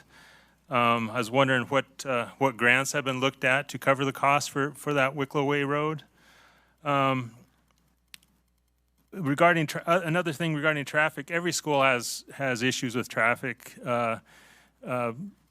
Ione Elementary, I haven't been there during that, but just when I did the tour a few weeks ago, it just looks like a total nightmare with, you know, cars double parked, and you're right on the highway. Coming up here, you see there's traffic issues at Jackson Junior High, issues at Jackson Elementary. I've seen when I pick up my kids at Jackson Elementary, you have staff out there monitoring the traffic daily. So everywhere has problems. The one that was discussed last month at Pine Grove, they had a plan, and it was the bid was rejected, and even during the discussion of the bid, it was rejected and said that, well, we know there's a safety issue, but we're gonna regroup. So I mean, that was an opportunity to address safety issues, and now that's put on hold, and that's troublesome in my mind. The last thing is regarding maintenance. Maintenance is going to be a big part of consolidation, and I haven't asked anyone yet, but I was just wondering, is there like a maintenance report or maintenance log that the district keeps that can be shared so that we can see when there's been work orders put in or when requests have been made and what the timeliness is on getting those addressed? Yeah, we have a maintenance work order system. It's Okay. all electronic that sites can then put in their maintenance needs, and then it goes to our maintenance office and then is distributed out to our district level maintenance workers to complete the projects. Okay. That's all right. Thank you. Thank you. Mrs. Parker? Sure. I had a few comments or requests or whatever you want to call them this evening. One was that there was like this revelation that there's been talks of having a combined sports program ahead of the actual consolidation of schools, and that this idea has been brought about by coaches. I think it would be great if we could hear from these coaches when this idea is presented to the board. I would love to hear that. Also, if the Ione Elementary oven is really non-operational multiple times per week, that hopefully we could get a new oven. The substitute thing was interesting to me because when I was a substitute in the district before I got my credential, there was a personnel specialist, or I don't know the exact title of that, but that was handled placing all the substitutes, and it seems, I guess, that that's not the way that operates still, and I don't think logistically that principals, like, should handle that. I don't know if that's just thoughts again. I, too, am very, very interested in the potential revenue from a special sales tax measure and would really like to see this as a presentation on our agenda. I normally don't address anything that happens on public forums, and I don't partake in them either. But it has been stated a few times that I and other board members, but I'm not speaking for them, have been invited to meetings or have been sent multiple documents and such to my email that apparently I'm now denying not having seen these documents. However, the email that was listed on the pictures of those documents is not my email, my district email. And I have never seen the content of those, nor been invited to a meeting personally. My email is listed incorrectly on there. It is not Kayla.Parker, it is Kayla.R.Parker, and if you are sending emails to Kayla.Parker, you're either sending emails to a former student or a current student with all this information. So there. And my email is also on the district website correctly. The final thing that, I don't even know why I have to do this right now, that's been brought to my attention multiple times is that, yes, I am pregnant, and no, I am not resigning from the school board. And I'm gonna hope that folks can quit texting and emailing and personally messaging my family and friends asking when that's going to happen. So that's all I have. Thank you.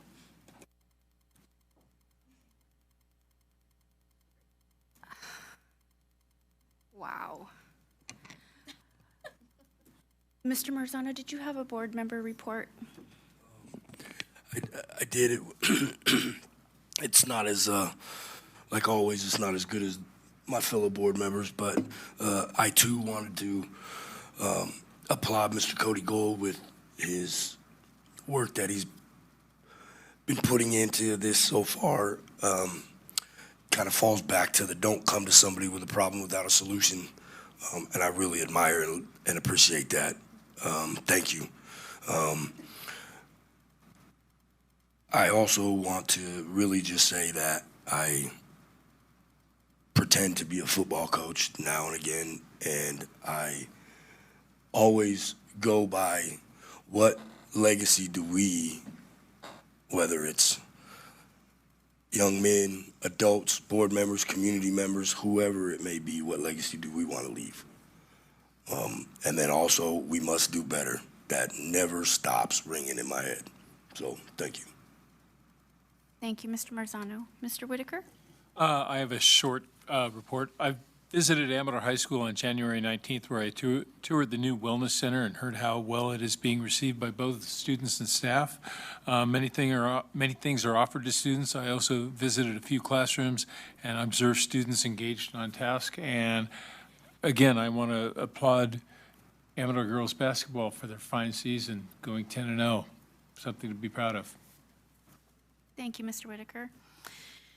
For myself, I had the pleasure of working the FFA crab feed last weekend, and it was hugely successful. Some of the projects that the kids had made for the silent auction were just amazing and really stunning. So I wanted to congratulate the FFA programs for both high schools. They do that fundraiser together, and they do it beautifully. It's coordinated seamlessly.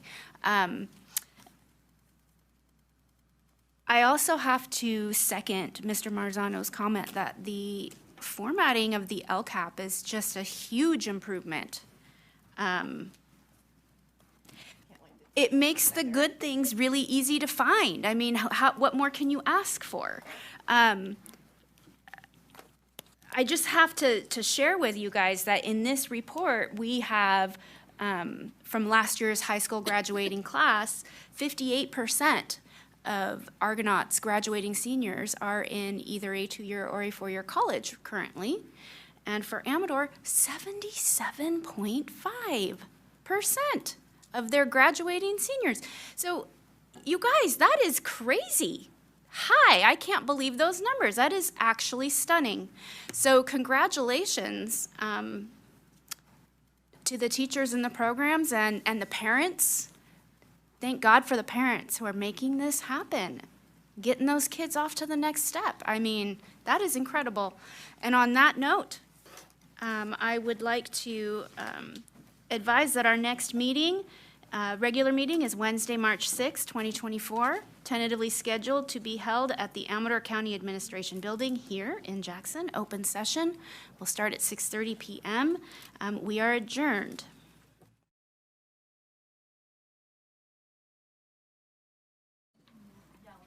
Okay. Well, we went to 10, 10 o'clock. I think we can. Oh, you said you meant 10 o'clock. I was saying 20 minutes. Okay.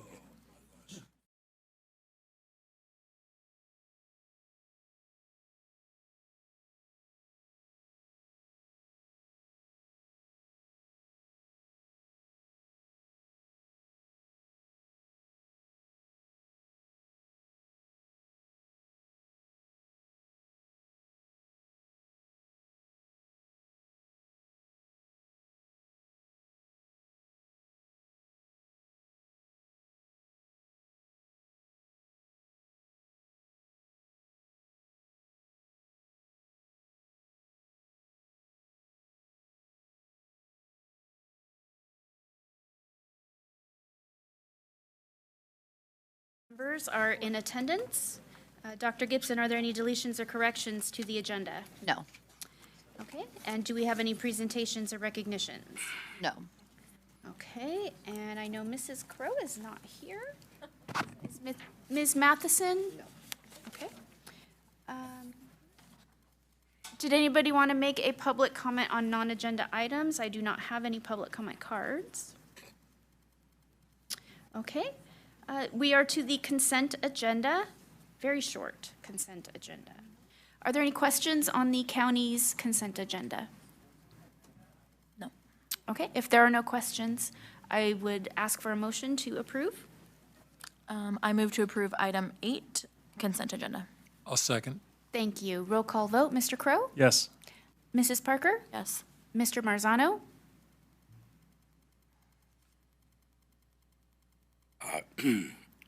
Aye. Thank you. Mr. Whitaker? Yes. I'm also a yes. We do not have any communications. We do not have any discussion action items. So for information only, we were provided with the current personnel recommendations, partnership agreements between ACOE and the University of Massachusetts Global, a companion item to the previous meeting, and the contract for educational and instructional programs between Loma Linda University and ACOE. Did you have any questions on any of those 3 items? No. Okay. I have a question actually that I didn't give my brain enough time. I don't know. I have a question about the consent agenda. Not gonna change anything, but I see classified new hires, an ELOP instructional aide. Is that your daughter, Miss Paget? That is my stepdaughter. That is your stepdaughter? Awesome. Daughter. Cool. Thank you. Okay. Did anybody want to make an additional report? Dr. Gibson, do you have a county report? Quickly, the end of this month, I will be, well, actually, all of cabinet, we are going to a single meeting. So we started doing these, was that last year, Mr. Critchfield? Last school year, the single meeting? It was last year, right? Yeah. So last year, the single superintendents really started coming together, actually 2 years ago, and really creating our own kind of coalition to help educate. And I know I've talked about this a couple times, but help really educate lawmakers, policymakers, and all of the above about singles. Often we're funded differently, the rules apply differently, LCAPs are different. Long story short, we've really come together. So later on this month, in a couple weeks, I think it's 2 weeks, 2.5 weeks, all of cabinet will be going to a single meeting where all 6 of us come together and we bring our cabinet teams. It's a full day. We meet with various agencies across the state, as well as just, kind of have this meeting of the minds together so we kind of start to work smarter, not harder, in a lot of things that we do. So I know that we're all looking forward to that. The next day, I will be at the Capitol in Sacramento with the other superintendents, along with the president-elect of the California County Superintendents, with California County Superintendent staff. And we will be doing some hard pressing at the Capitol with lawmakers, educating them about singles, who we are, what we do, and just giving examples of some of the current laws that are out there that affect us directly. And so we're really doing this public push to really stand up for ourselves and make us known. So I'm really excited about that. And then doing that advocacy work on the county side, as well as then in March, doing additional advocacy work with lawmakers in DC. I also have a meeting scheduled soon with our local senator. I'm looking forward to that meeting as well. So we're, on the county side, it's a whole separate job, but it's the equal amount of job of regular county offices. So, balancing all of that is critical, but I'm really excited about some of the work that we're doing on the county side that has a direct effect on our school district side. Thank you, Dr. Gibson. Mr. Crow, did you have an additional county report? Nothing to add. I added enough last time. Thank you. Mrs. Parker? No. Mr. Marzano? No comment. Mr. Whitaker? No report. And that's a no report, no additional report from me. Our next county meeting will be Wednesday, March 6th, tentatively scheduled to be held at the Amador County Administration Building here in Jackson, immediately starting after the Unified School District meeting. We are adjourned.